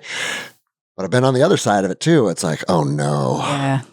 Totally. He's one of them, you know? Yeah, I just went with an MMA fighter at World. And I was like, we're going to be some stubborn bitches right now. Yeah, better fucking pack a lunch. Oh yeah, we're going to be, it's going to be intense. And I mean, it was fun though. But I mean, that's when you can feel that. Like it is a feeling that within a second. And then the other side of it too is when people know that you're down. Yeah. Then it makes them rethink that decision, And I people get sick of me telling the same stories on the podcast, but I've had a guy that we were having all I was doing was citing him for trespass. He wasn't getting arrested. He wasn't getting a fine or anything. Basically, you cite someone for trespass. You just say, "Hey, bro, you're not allowed to be here anymore." Right. Okay, my bad. Cool. Right. It literally happens every single day in Seattle, and that's the extent of it. And when me and my partner approached him, his ears were twice as big as mine. And I was like, oh, this guy's a motherfucker, right? And he was very agitated and kind of tweaking a little bit. And he was like clenching his fist. He was doing all the things that in the profession we call pre-assault indicators. Yeah. And I just looked at him. I said, bro, I see those fucking ears on your head. I know you're a son of a bitch. I said, but I am too. And you can tell I am too. So if we want to be cool, we can be cool. Or if you want to beat the fuck out of each other, we can beat the fuck out of each other. And I'll just put the ball in your court. And instantly it like bonded us. Yeah. He's like, man, cops don't ever fucking talk to me like that. And I was like, well, tell me where you got those fucking ears then. He goes, dude, I wrestled all through college. He goes, I moved out to Seattle. I wanted to pursue a career in MMA. And he's like, then I got fucking addicted to drugs. And it's like, all you had to do was just call him out on it or be real with him. And instantly it didn't escalate the situation. It kind of bonded us a little bit. And humanize the situation, which could probably de-escalate a lot more situations when you can just be like, hey man, like it doesn't have to be this authoritative, like force language or forceful action that's not how getting compliance works with anybody. Yeah, no. I had another guy. He was a fugitive of justice, which just means he had an out-of-state warrant. Yeah. And I arrested him downtown Seattle, and he was like a 6'3" black dude, big giant dude. And but he was cool. He was compliant, no issues. And then on the drive to jail, he's like, "Hey, officer, I thought about running when you guys were coming out." And he's like, "But I looked at you. I saw your ears." He's like, "I know what that means." He goes, I didn't want no problems with you. I was like, cool, bro. I didn't want no problems with you either. I was always really cool when people are in my car. Yeah. Once they're in handcuffs, come on, dude. Yeah. And the thing is, most of them are just human beings that have made some bad choices. Yeah. Welcome to life. Yeah. Right. And then he told me, he's like, yeah, I'm a purple belt. I was like, dude, fuck, man. All these fucking cops have no idea what that 6'3", 250-pound purple belt could do to them. Shit. Shit, yeah. No kidding. I know. But it's, I'm fucking not telling you anything you probably don't hear on a nightly basis. No, but I love talking about this. But this. your husband left the profession permanently, you think? Or will that be something that he looks back into? No, I think he's done. Okay. I think, and I think it's been hard being done, and you get tempted to go back, and he's had like some few opportunities that were like, well, maybe, but I think we're on to some other entrepreneurial ventures. Good, man. We'll How old is he? 38. Okay. And I did 15 years. Like he's had a fulfilling career. So, well, and that's the thing that's weird. Something you hear about, like I had people tell me when I left law enforcement, like one guy was like, you've abandoned the profession. Mm-hmm. You can't abandon something that's a job. Yeah. Like I trade time for compensation. Like, let's be honest, that's what we're doing. That doesn't mean I don't like the job or that I don't try hard or I don't try and be the best cop I could be. But at the end of the day, I'm here for compensation. I'm not volunteering my time. Yeah. And if it doesn't make sense anymore, then maybe I'll go drive trucks for Amazon or whatever it may be, right? Like and I love bringing this up because like I have a big following of listeners that are police officers, and a lot of them are disgruntled. A lot of them are ready to move on, but they almost feel trapped and they feel like they're morally obligated. Well, my department and my guys and my team. And it's like, if you give 1 year as a cop, but you give that service with honor and integrity and courage, and you put your community first, and then after that year, you said, you know what? I think it's time for something else. Fuck yeah, dude. That's awesome. Right. You got it's not looked at like that. It's like it's 30 years or bust. That's what I'm saying. Like but I think, it's interesting because like we're millennials, right? And so most people in my era have worked at multiple companies, have had multiple jobs in a variety of fields, or like they're working their way up, finding a position or career that is most fulfilling or that pays them best or whatever. Like that's very normal. Whereas maybe like my parents' generation, you stay at the same job and you work for them for 30 plus years and you retire and you have whatever. Like it's just not really like that as much, except for, public service. So I think it is scary. And so much of your identity and what you're good at is focused on this one career that it's hard to see, well, what else could I do? What else could I be good at? I hear it all the time. And it's hard. And I've had a lot of cops tell me, well, you had jiu-jitsu to fall back on. You had something. I don't have anything. And it's like, if you tell yourself you don't have anything, then guess what? You don't have anything. Yeah. It's a self-fulfilling prophecy. Yeah, because you can always create something. You can always create something. There's always something to be created. Or you just learn something. Trial it out. Like you trial it out, and you have to be willing to say, like, I'm willing to be a beginner, willing to try something. Yeah. And if it fails, it'll redirect me to something else. And that's kind of been the era he's in, and then we're in. And I tell people this, I wouldn't go back to being a patrol cop for $1 million a year salary. Yeah. And it's not because I make more money now anyways teaching jujitsu, but that's not why I say that. The reason I say that is because over the last 4 years, I've grown my gym, I've grown the podcast. I make my own schedule. Yeah. I get to live life on my terms. If I want to take a week off and go travel with my family, I can do that. Yep. If I want to double down and work super hard and grow the gym, I can do that. Like, once you start to build a path where you sink or swim on your own accord, I think it kind of spoils you to a point where like, yep. I could never work for someone else ever again. Well, and that was almost the problem. And part of the catalyst was, for him to bow out was because as an entrepreneur, I have these benefits and this lifestyle that we want where I don't have to put in a time off request that then gets denied or potentially work Christmas and miss out on my kids' games. Like, I don't have that. I could pick up and go. Yeah. And but then there was always his job that would block that from happening. And, we had moved to Idaho for a higher quality of life, for like our marriage, for our family, for what was possible, and that was a huge part of our family value system. And it was just really, really limited at his department, especially starting over because he lateraled from California there. And so it didn't seem like there was, you're bottom of the totem pole. And it didn't seem like there was any end in sight. And frankly, there wouldn't have been, working nights and holidays and shit. He's like, I've been he's like, I've done that, and yes, was it so hard to leave California? Absolutely. But in the quality of life and all the other things in Idaho have been more beneficial. But then we were trying to navigate that. And it was like, I'm tired of missing Cade's games. I'm tired of this. When I know, and we both knew that there was so much opportunity on the other side of then let's figure something else out. There is possibility. And when I've been an entrepreneur for 10 years, I know that, and he knows that, he's been in this with me. So, we've been able to figure that out. And I think ultimately it's a blessing, but it is a hard transition to make. I think you're a perfect example of, like you literally said, create, right? Mm-hmm.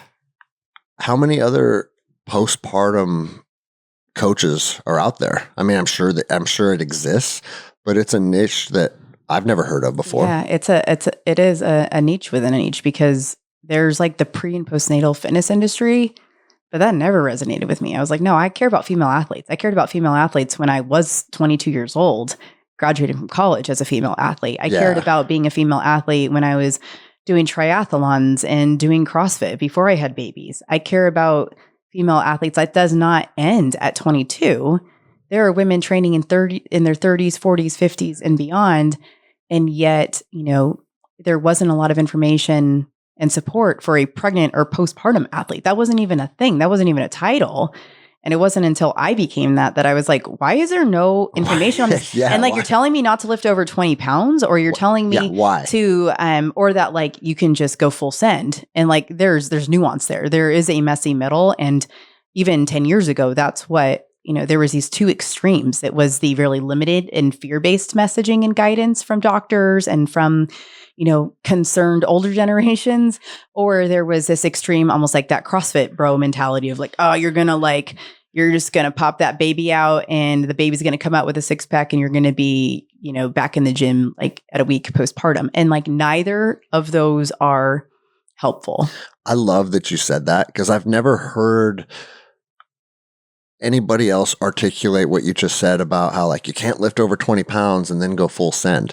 Because I had a hernia repaired in February, and that's exactly what they said. They said, I think it was 10 pounds. Yeah.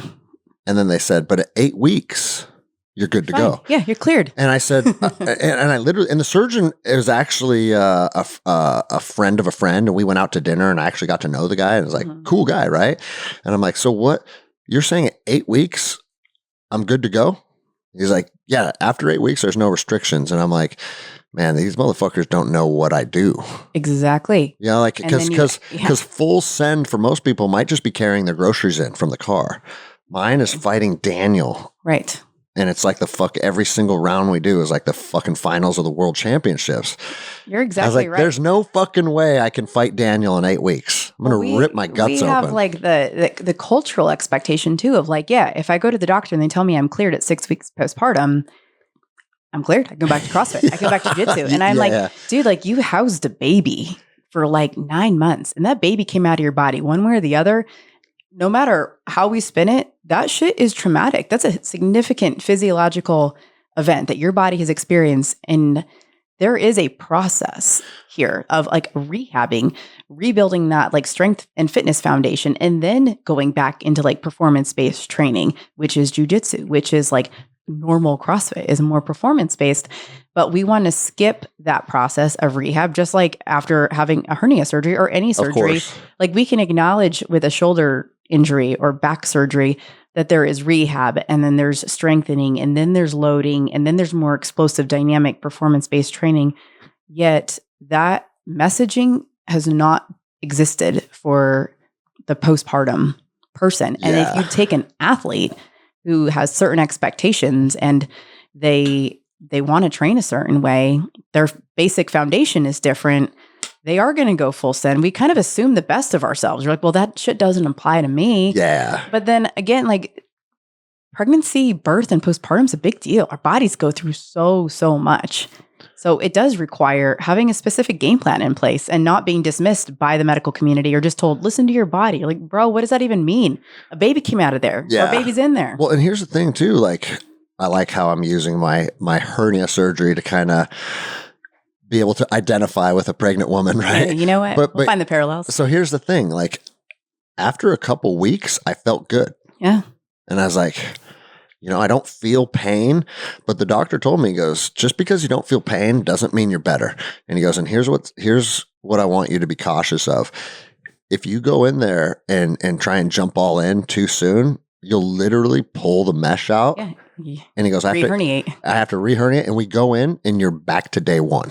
So did you have an inguinal hernia? Yes. Or okay. Inguinal. So actually, there is a solid parallel here to pregnancy because it is a pressure system that we're working with. And like hernias happen because this overexertion of pressure that can happen from lifting, or when there's a lot of pressure on the system from carrying the baby, the abdomen has to expand a lot to accommodate for that.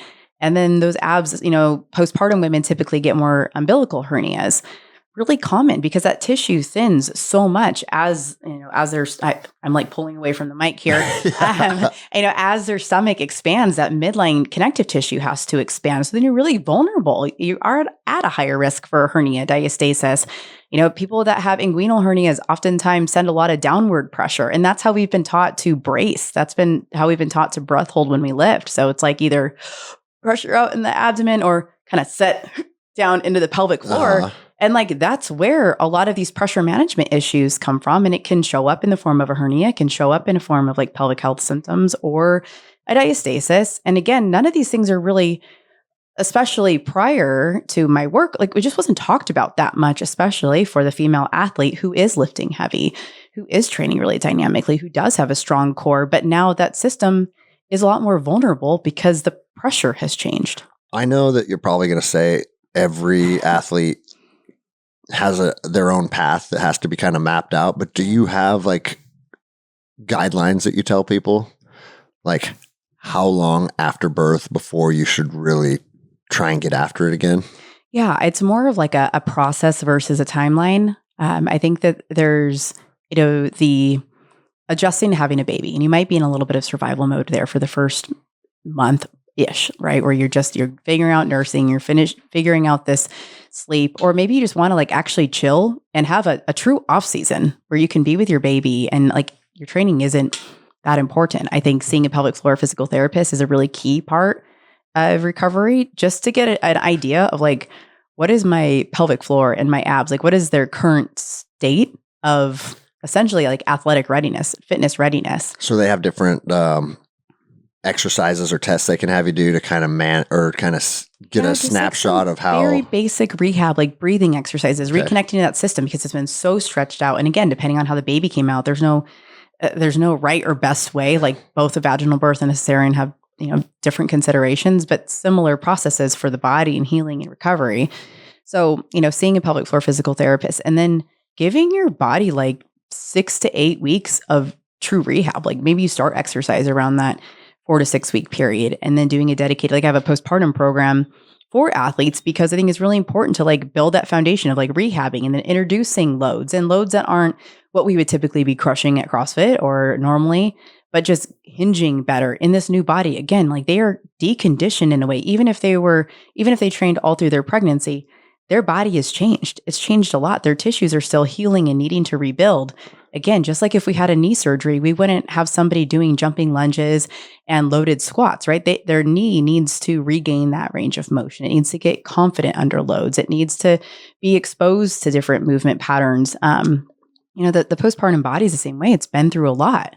It's changed a lot. And frankly, we are under operating as humans. Our nutrition probably isn't very dialed. Our sleep certainly isn't dialed. Our whole routine is messed up. We don't have the time in the routine.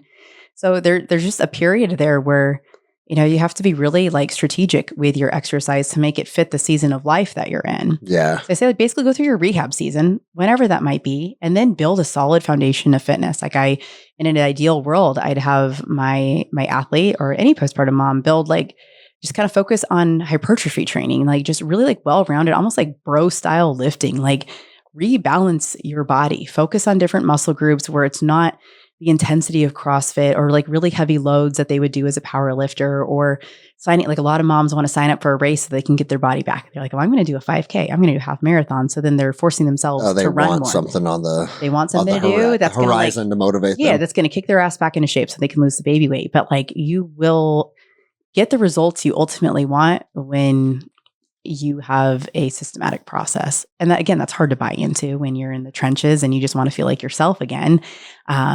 But I like the rehab to basic strength to then a performance kind of timeline, that continuum. And that, the actual timeline of that looks different person to person. But even with like my professional athletes, they get it. Like they know. They're not the hard ones to work with. Like the professional athletes that like want to make a run for the Olympics or want to get back into the UFC cage, like they get it. They fully understand, what I need to do now on behalf of this long-term goal. It's my everyday CrossFit mom. And like that they want to get right back to class. Yeah. They don't know. Like it's really hard for them to trust that process and be strategic with it because it's not always fun. It's always fun.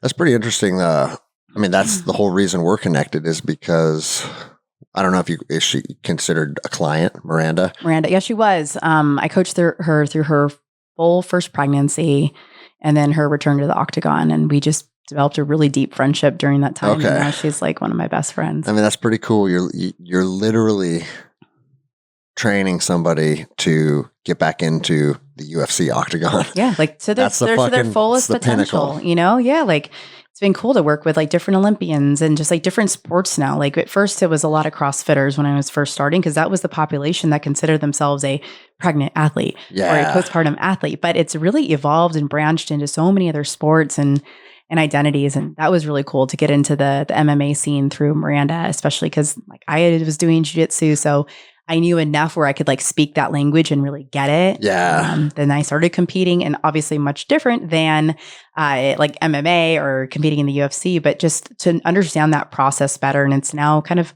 opened opportunities to work with other people. Like Carla Esparza has a fight coming up, and I've been able to help her a little bit. Okay. And, and she's been in the game for so long, so long as, for, in terms of like women. She has been. Yeah. Women in MMA. Like she has like outlasted. One of the early, wasn't she part of one of the early Ultimate Fighters? Yes. Like one of the first female ones? Yep. Okay. Yeah. So she's been in the game a long time. And it's just cool to see and she's been in the game because she's been strategic. Yeah. She's been able to stay in that circle. And like, she had her baby, and I think she'll be coming up on close to a year postpartum by the time she fights. So it's going to be cool to see that. And I think, it's awesome that working with Miranda kind of opened it up to other moms that are going to be in the UFC. Like we're seeing the world of combat sports grow so much for women. Yeah. And, saying like, it doesn't end when you become a mom. That doesn't mean that your career is over or that you have to choose between your career and your time as an athlete and motherhood, even though that's what we've conventionally been believed, that you're just washed up after 30, but that's not the case. Yeah. Mackenzie Dern came back too. Yeah. And like, she's still a killer. Yeah. You know what I mean? Like, right. Like, but I think that, there was a belief for a long time that women were like at the pinnacle of their athleticism at like 25. I don't find that to be true. I feel like women are peaking in their 30s now. Well, and you see it with a lot of, especially endurance sports. Mm-hmm. There's guys that are in their late 30s, early 40s that are still top of the food chain. Yeah. And you see it with fighting too. The interesting thing about fighting is there's the dichotomy of the health of your physical body, but then the knowledge inside of your brain. Yeah, I call it athletic maturity. You get better because you get smarter. Yes. You know? And like you see guys like John Jones, who's like, he's going to be approaching 40 pretty quick. Yeah. But he's so good. And he has such a high level of skill set that I feel like he can get away with that now. Absolutely. Being 40 and still fighting, because maybe he hasn't been on the horse the whole time. He's had some bumps in the road. But I don't hold that against him. Yeah. If I became the UFC or light heavyweight champion at 23 years old, knocking out Mauricio Shogun Rua, I probably would have been in Vegas with hookers and blow too, right? Right. You got to celebrate. But still, it's like, it's not just like how hard can you push your body. There's so many more considerations that go into fighting. Yeah. That I feel like there's experience plays a massive role in that. Whereas like being a marathon runner, right? I'm not saying that there's not strategy and that you don't get better over time. That obviously there is, but I don't feel like to the level of fighting. Yeah, well, fighting is it's so versatile, and I think that there's a lot of different ways we can hack our performance. Like what we know now compared to like even 10 years ago in terms of nutrition, strength and conditioning, sports psychology. Like, so we have access to truly being able to optimize our performance and prolong the longevity of us being in the sport. Whereas before, especially in a martial arts culture, it was like more is better, harder is better. Yeah. And like just like this constant grind. And of course there's going to be this grind if you're competing at the top levels. But I also think there's like a strategic way to grind. And we know that now. Well, there was a lot, not always. I mean, I don't know. Did you used to follow like the MMA back in the day with like the Pride guys and stuff? Yeah. Like Shoot to Box, which was Vanderlei Silva and Mauricio Shogun Rua. Every night at practice, they would fight each other. And they say they get knocked out all the time. And it's like every night is the same as a competition day. And then the opposite end of the spectrum, you got fighters now that are like, I don't spar. Mm-hmm. Because I don't believe my brain health is worth this career. And there's some guys that are having success with that formula too. Right. So it's like, and then you got Sean Strickland, who's like back to the old school shoebox. He's like, I just fight every single day. That's all I do for training. Yeah. So there's not a one size fits all approach to this. No. For sure. No, and you know what? And in that, again, they're talking about like very specific, like again, male MMA fighters, but like working with women. And I'm like, yes, like we want to be great at our sport, but also like we want to have an improved quality of life. Like what is, and a lifespan, like how can we train for both where we can hopefully improve our quality of life, our quantity of life, but also like reach our fullest potential within the sport. Yeah. And I don't think that, I think women are able to peak later, even in a fighting sport. Yeah, I'd agree with that. Definitely in endurance sports, but like, we're seeing 35 isn't that old. No. You know what I mean? Yeah. But that's like what's considered like a master's athlete, or even like over 30 is like a master's athlete. Yeah, I know. And I'm like, damn, I thought that was for old people, but I'm like a master's 3 or something now, I think.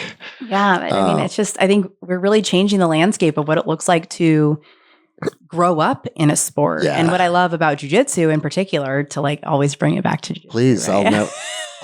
We can talk for 14 more hours on really jiu-jitsu. Could. I don't think we'd run out of the ability to. But what I love about jiu-jitsu is it's one of the few sports that can truly be pursued throughout the lifespan. Like you can start it at 4 and you can roll around to your 90, and it's absolutely going to look different as time goes on, but you can always do it. Whereas like football, that ends. Water polo ends. Yeah. Like you can maybe play pickup basketball, but even then, like probably not all the time. Yeah. Whereas jiu-jitsu, you can consistently practice every week. You can make your jiu-jitsu be whatever it needs to be throughout every season of your life. You might have a good competition season run, and then you might just have like, I'm just going through the motions. Yeah, I'm a hobbyist. I'm literally showing up as a hobbyist. I'm working on this part of my game, or, I take 6 months off because I'm injured, because I have this going on in my life or whatever, but you can always come back to it. Yep. Jiu-jitsu's there for you. It will always be there. Even as like your life goes on and you change and your whatever changes, it's always there. It's a constant. I talk about it with my team all the time because we as a society accept that from 5 to 18, you get to run around on fields and throw balls at each other and have fun and work out and fucking breathe hard and all the stuff that comes with playing fucking sports. Yeah.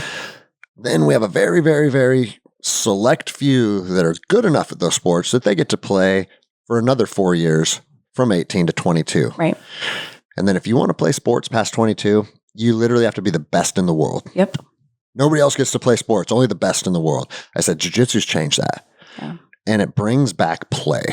Yes. And again, to take it back to Eben Britton, that guy that did my podcast, 6 seasons into the NFL. And he's like, bro, when I stepped on the mats, because he trained here for the first time, night 1, he's like, I am hooked. Yeah. He's like, I'm playing and having fun again. Yes. And it's like, yep, that's where the magic happens. Yeah. And then the other thing that is more powerful with jiu-jitsu than I've seen in any other athletics is it's a sport that you get to play with your family. Mm-hmm. And that doesn't necessarily mean like, oh, you and your 7-year-old son are sparring, but you're on the same team. Yeah. You're on the same journey. You're under the same roof. You're learning the same things. You're on this path and on this journey together. And the overwhelming majority of my new adult male students sit on that bench and they watch their kids train for a week or 2 or 5 or 10 or whatever it is. And then they'll be like, hey, I'm 43, but you think I'm too old to start this? I'm kind of intrigued. I'm like, bro, you're as young as you're ever going to be right now. That's right, baby. Let's go. And then before you know it, their whole family is bought in and they get to share this experience together. Yeah. You can't have that kind of experience as a family. Whole family sport. Yeah. I totally agree. I'm like, man, how rare is it and significant is it that like my boys will sit there and they watch their parents roll around and that is just a normal thing for them. Like I didn't grow up with a mom who I saw like working out, fighting dudes, you know, like, like no, but for them, it is so normal to see us out there. It is so normal for them. I mean, they have obviously been on the car ride home with me where I'm in my feels or where I'm frustrated with something. They've seen me win. They've seen me lose.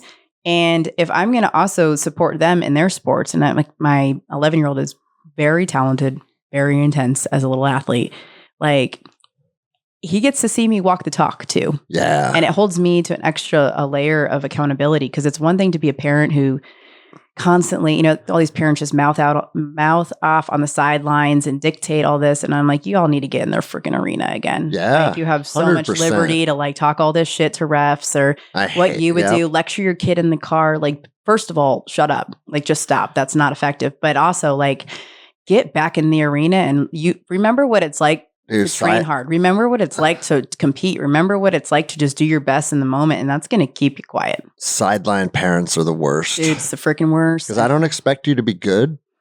But if you're asking this of your child, ask it of yourself. No kidding. Why not? Yeah.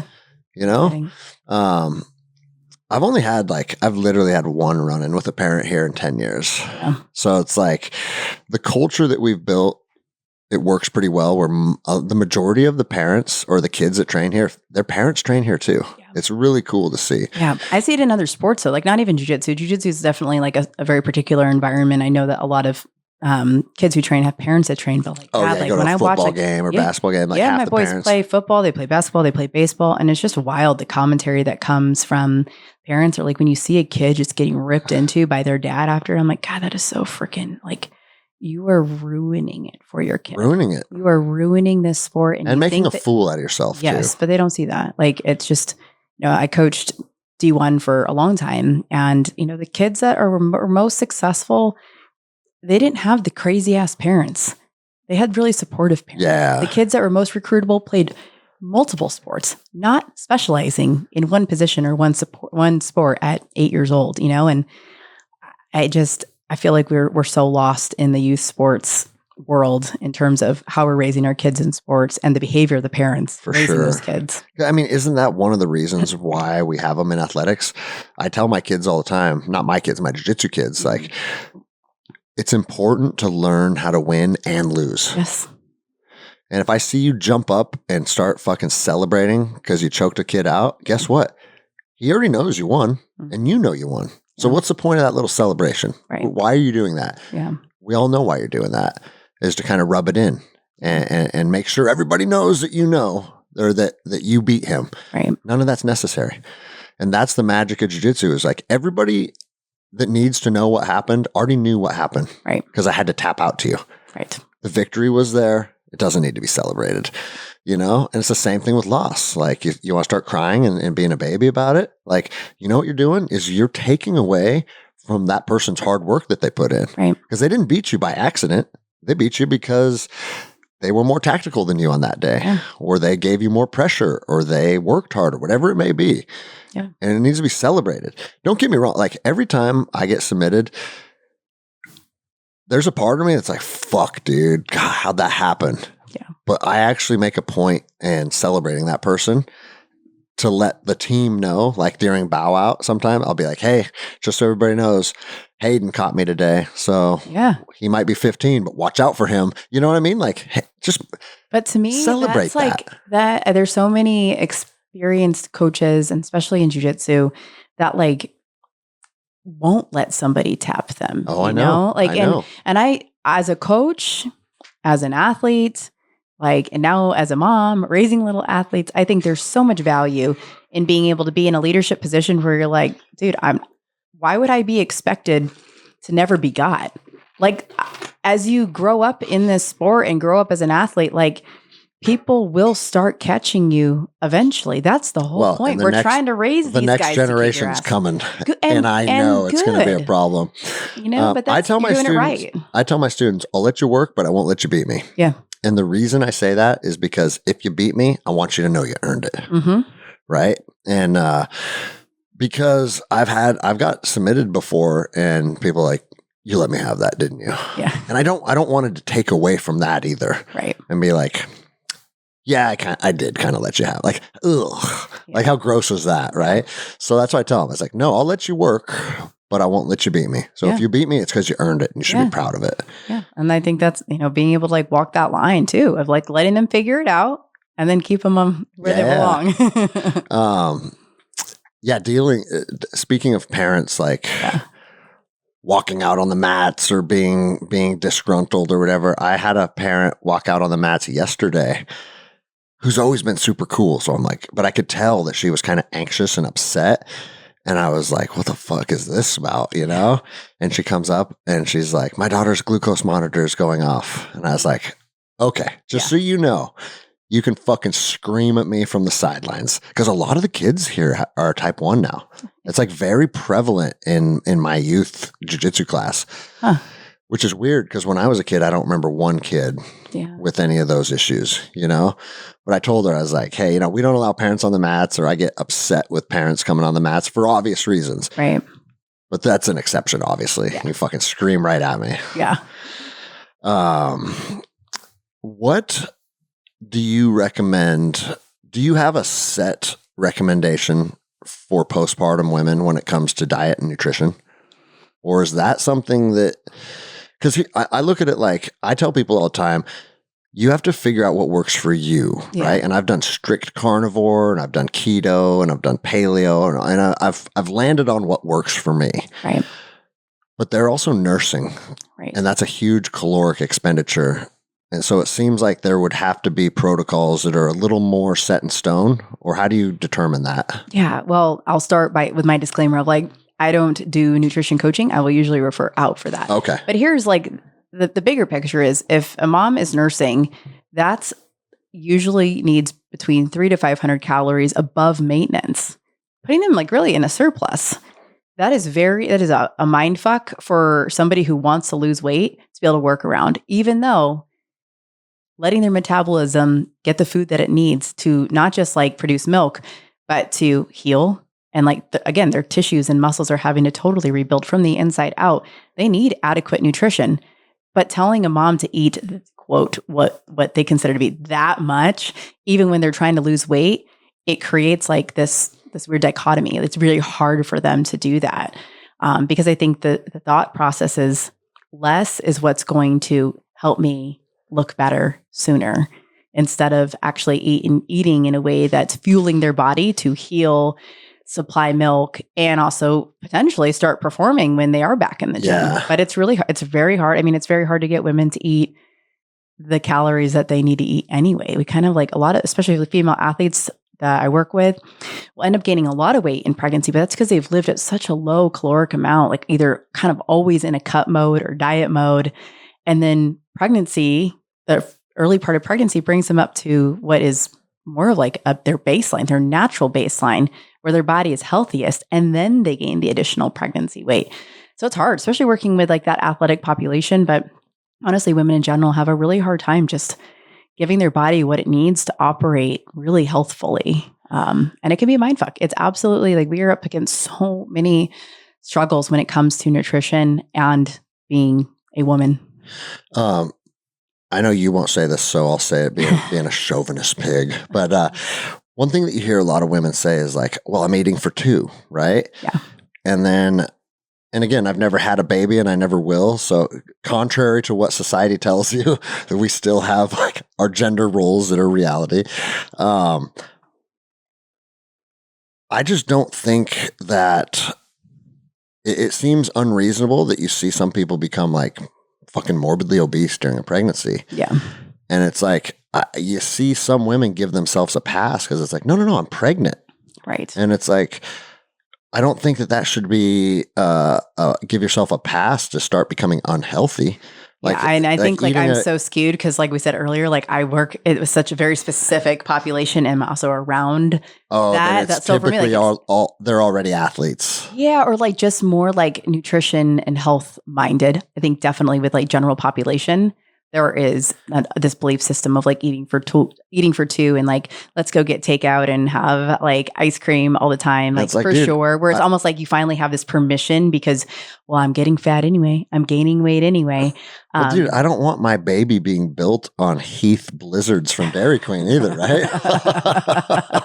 I know. And it's hard. But then like I work with, like when you work with female athletes on the other end of the spectrum, like it brings out a lot of like eating disorder territory. You know, it like re-evokes that because it's hard to see their body gain weight. It's hard to see their body change. Shit. And then postpartum, they're like, damn, I'm 30 pounds bigger than I would normally want to be, even though I logically know it's because I just had this baby and there's a lot of fluid and whatever else. Like it can really spark a lot of struggles with eating disorders. The scale is a woman's worst enemy. In any phase of her life. Yeah. It took me until I started competing in jiu-jitsu to finally not have a fucked up relationship with the scale. Oh, wow. That long, like literally within the last 2 years is when I finally put that to bed. Finally. Even after working in this industry, even after knowing better. Yeah. Even knowing, like I couldn't even, when I first started competing, I didn't want to weigh myself. I closed my eyes and had Jared tell me how much I weighed. It was so fucked. I don't get that. I know, it's dumb. Your guys' the female brain when it comes to weight is something that never, I can't really wrap my head around because I can get on the scale right now and be anywhere from 194 to 206. Yeah, it's like my husband, you have a 10 pound swing in a day. Yeah. And I'm like, bro, like for me to like, first of all, fuck you. Like I had to like cut for worlds, you know? And like, he was like, yeah, I'm signed up for like super heavy, but you know, like he wasn't stressed about it at all. Where I'm like, I'm counting my macros, man. Yeah. I'm weighing myself every single day naked, like making sure that I'm holding my gi on the scale to make sure I'm really under and I'm on the right track. But, you know, but it really took like a long time to wrap my head, not to have like an emotional reaction to a number and just understand how much the scale can swing even for women like that. And then during different points of our cycle, like, and not getting mind fucked there, like where you can easily gain 5 pounds just because you're ovulating or gain 5 pounds because you're going to start your period in a couple days.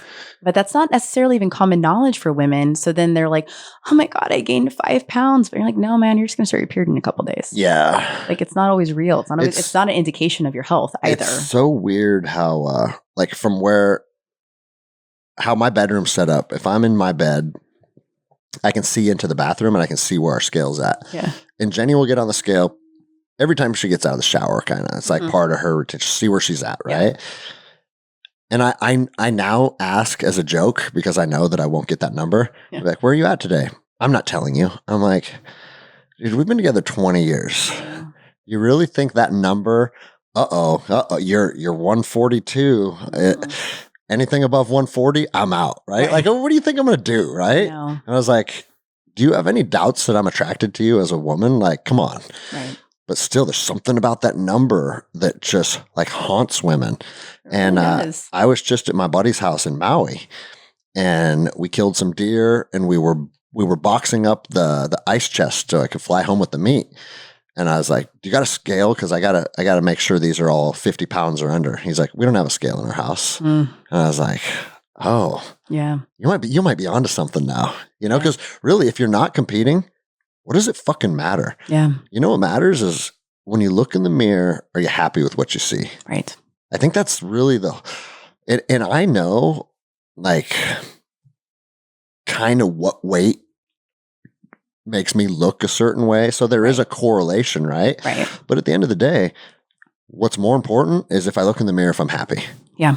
Like, who fucking cares what that thing reads? I agree. I was just telling my friend earlier today, who's like, she's a little mind fucked about the scale. And I'm like, like, it's really normal for us, for women, like, you might have a 10 pound swing throughout the year. Like, and that's okay. Like, you might be in a leaner season. Maybe it's summer and you're more active just naturally. Like, you're moving around a lot more. You might be leaner then. But you know what? In January, it's colder. Maybe you've packed on some extra pounds. A little layer of fluff to stay warm. Post holiday. Yeah. Like, and like, but it's not going to look that dramatic. We just can't have that association with the number where like, we're going to have fluctuations. Like, our body will fluctuate. You can have a preferred body composition and like maybe a preferred range of weight. Like, I know I feel really good when I'm sitting between 148 and like 151. Like, I know that. The fact that I can say my weight on a podcast that a lot of people are going to hear, like that feels crazy. But at the same time, dude, a lot like, of women I'm like, dude, like that's, and I think that, this is something I could preach about all day, but I think we've lost touch with like what a woman what a woman looks like and what she weighs. Like, a woman could weigh 160 pounds and maybe people hear that and think that's a lot. That's not necessarily a lot of weight depending on the person. Like, depending on how she carries it and her build. And it's not an abnormal weight. Like, women weigh more than 135 pounds. Yet that's like almost the number that is okayed. But that's not the reality, especially for female athletes. I was 135 about that. Is 135 the female?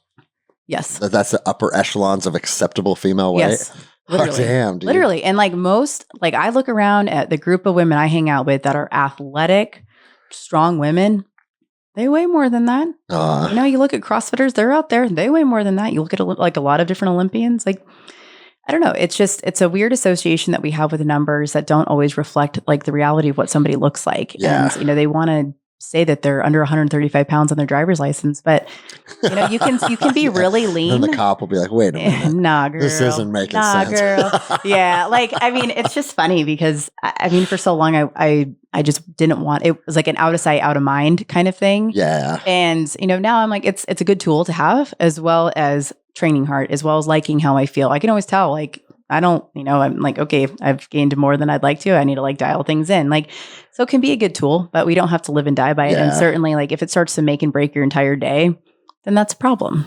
Well, and as I sit here and tell you the scale sounds kind of silly to me, I don't want to fully misconstrue like who I am either, because like my standard is 6-pack or fat ass.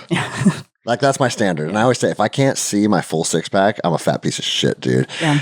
And that makes me like, all right, you got to dial it back in, because I'm very afraid of, hey, you go from 9% body fat to 11% body fat this year, and it's all good. No big deal. I'm in my 40s now. And then you go from 11 to 13 the next couple of years. And then you go from 13 to 18. And then 10 years later, you're at 20% and you're not who you want to be. So I am on one hand an advocate of staying on top of it. Yeah. But again, my metric is who I'm looking at in the mirror, not a number on the scale. Yeah. And I can always tell a difference. Like, I'm like, I feel really good, like in my training, in how, like, and just how I'm walking around. Like, I know where that number is at for me. But more importantly, like, I know what that looks like. So that's going to help guide, my training and my nutrition and, try to find that balance. Yeah. If I'm cutting for jujitsu, then like, okay, that helps dial it in. And that's going to be like a very specific lifestyle for a period of time. And then I'm going to introduce a little bit more freedom so that it's not all like rigidity. And I think, especially for women, like we have always had such a fucked up relationship with food and our body image and potentially eating disorders and a lot of struggles associated with that. So like, how can we find a happy medium of like performing and feeling well without being neurotic about it? I don't know if it's possible because I'm All or neurotic. nothing. I'm neurotic about it. Yeah. Like I'm like no send or full send. Yeah. And that applies to my nutrition too. Yeah. Like I'm either 100% disciplined where every single bite of food is something that I am allowing myself to have out of a calculated response, meaning like right now I'm only eating meats and fruits. That's it. And not one other bite of food is allowed. And I kind of thrive in that space because it's like, all right, now it's not up for debate. Yeah. For the next 90 days, I get nothing goes in my mouth other than meat and fruit, fucking period. But as soon as I say like, well, dude, it's my daughter's birthday. I'm going to have a piece of that cake. The fucking wheels fall off. And everybody's different, right? Yeah. Some people have the discipline to be able to walk the gray areas a little better. For me, if I keep it in the black and white, I have more success. Yeah. So what I'll do is I'll be like, hey, for the next 3 weeks, fucking wheels fell off. And let's go out to dinner and let's go out for ice cream or whatever. Yeah. And then I have to be like, all right, starting Monday. And I literally just did this on Monday, September 16th until December 15th, not one bite of cheat food. And I kind of thrive there. But I think it's important for people to find out where they thrive. Yeah. Because most people find they're living in a spot where they're not thriving. Right. And they don't understand how to exercise the discipline to be able to partake at a reasonable amount and then dial it back in when you need to. And it's like, dude, I've been an athlete my whole fucking life, and I still struggle with it. Oh, yeah. So when I look at people that are 100 pounds overweight, I'm like, dude, I can't fully comprehend how big that struggle is for them, you know? Yeah, absolutely. Something I talk a lot about is like having adaptable discipline. Like everyone needs to know, if you're going to be a high achieving human in whatever capacity of life, like you have to be very disciplined. And then if you want to have like a lot of sustainability with that level of discipline, then you have to find some forms of adaptability in there. Again, especially like coming from my scope of like working with women and moms where there might be other considerations at play, pregnancy, postpartum, history of eating disorders, struggling with body image, whatever it might be, perimenopause, menopause, like, okay, let's create habits. Let's create great levels of discipline. And then also teach you how to find some adaptability in there where you can have that ice cream with your kid and then like go back and get into your routine of eating again where you feel best. And then again, prioritizing that athletic over aesthetic, knowing that the athletic prioritization will really help with the overall aesthetic goals. Yeah. Isn't it weird too, like when I allow myself to have like cheat days or cheat weeks even sometimes, like went to Hawaii. I was like, I'm not dieting in Hawaii. I'm going to eat whatever I want. And then I felt all inflamed and sore and my joints were aching. It's like, dude, that fucking little bit of mouth pleasure is not worth this. Yeah. Yet 44 years later, I'm still fucking doing that to myself. So yeah, I mean, we all find what works for us. And I just feel like I'm in a season where I finally have identified the demons and have been able to like, I don't know, like just like really leverage my lifestyle where I feel like it doesn't have to be an all or nothing anymore for me, where, you know, I'm in a body that I feel really comfortable in that serves me well. I train well, I move well, I feel good. Like a great compliment the other day where someone's like, God, you don't feel like you're 38. And I was like, fuck yeah. Thank you. Like a 20-year-old, you know? Don't feel like it. What was the activity? Well, the jiu-jitsu, you know? Jiu-jitsu. Like, yeah, because they didn't know. Like, they didn't know how old I was. Yeah. And I was like, hell yeah. You know? Like, I want to be like deceptive, you know? So, and that's cool. Like, I still want to like train and live and look and feel good. Like, I'm not washed up. Like, we're not washed up. And I think that's a belief system that is so ingrained, is that like, once you're a mom, once you're over 30, once you stop being in this career or this sport, like you're washed up. That's just not the truth. I wasn't going to bring it up, but you brought it up. Perimenopause and menopause. Yeah. Because my circle, hot topic. My circle of friends, like I'm in my mid 40s, like the girls that like my wife is hanging out with and stuff, like they're starting to go through that. Yeah. What's your advice for that? Women need muscle. Okay. That is, I mean, I think this huge part of that is, the lifespan of their muscle. Dr. Gabrielle Lyon talks about that a lot.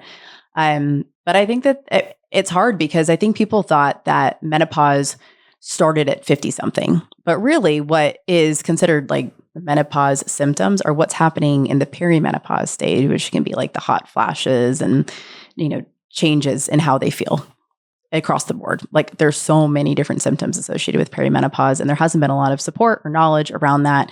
That's not fully my area of expertise just yet. I don't as you approach that, you'll start to become more of a subject matter expert. Because I do think that there's a lot of value in look, it's definitely a trending topic, and I hate the part of the fitness industry where people take advantage of that before they have the expertise and skill set to speak to that.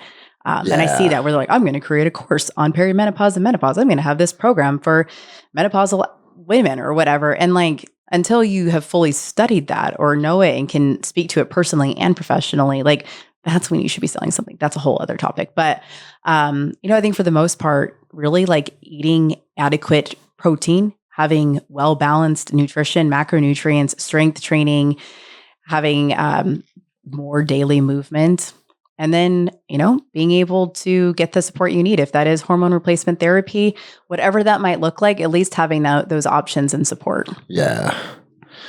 Well, fuck, we're at 2 hours. Yeah. That's how long the show is. Just keep on going. What's next? I mean, do you have anything on the horizon that you'd like to put out on the show, or anything about how to contact you or all that kind of stuff? Or? Sure. Yeah. I have my own podcast. It's the Practice Brave podcast. So that's one avenue of learning more about what I'm doing. And depending on do you know when this is going to air? It won't be Thursday. Okay. It'll be next Thursday. Okay, cool. And I have a certification course for coaches and practitioners, or honestly, anybody who wants to learn more about how to support women and female athletes through pregnancy and postpartum.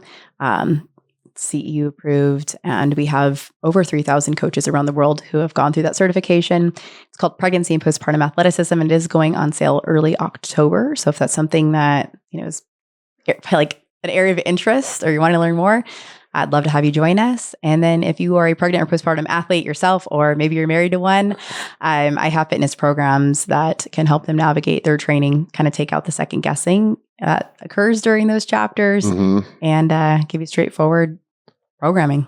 Awesome. And I'll say this too, like I said in the beginning of the show, when my wife went through it and I was 28 and not understanding what was going on and I wasn't able to put the pieces together, a lot of confusion around it.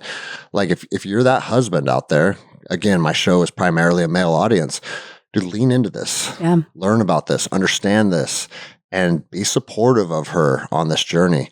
Because in my marriage, it drove a wedge into it for a long time because it's like, my wife's not who she was. Yeah, no, it totally can. And we need our partners to support us through that journey. And I'm sure it can be really hard to know exactly how to do that. And sometimes it's just saying I got you, we're going to figure this out, and, helping direct to the support and resources that are going to help her find herself as her identity changes. And if, there's anything I can do, you can always DM me. My Instagram is at Brianna.Battles, or if you want to send your wife the brand page, that's at pregnant.postpartum.athlete. And that has all the information and resources, because so many people say why didn't anyone tell me? Or I don't know who to go to or where to get this information, or anything that's relatable to me and my interests. That can be a great starting point. And if I can't help, then I probably know somebody who can. And that's where I'm at with this. And I think that's a great way to be. Cool. I will put all of that contact information in the show notes below. People can swipe up and check that out. Yeah. I'm pretty jealous of your last name. It's so perfect. If I'm not lying. I know. It's the perfect I got name. stuck with Anderson and you got Battles. Brianna Battles. Yeah. Is that why you married your husband? Basically. Okay. No. Tell him if he ever goes gay. If he ever goes gay, I'll consider marrying him. Yeah. No, I know. It's a really great last name. I feel very lucky. Cool. All right. Well, I appreciate you coming out, making the trip, doing the show. Anytime you're out here, you want to sit down and do an episode, and we can geek out on jiu-jitsu for as long as we want. Always. And now we're going to go train. Yeah. Thank you. Thank you.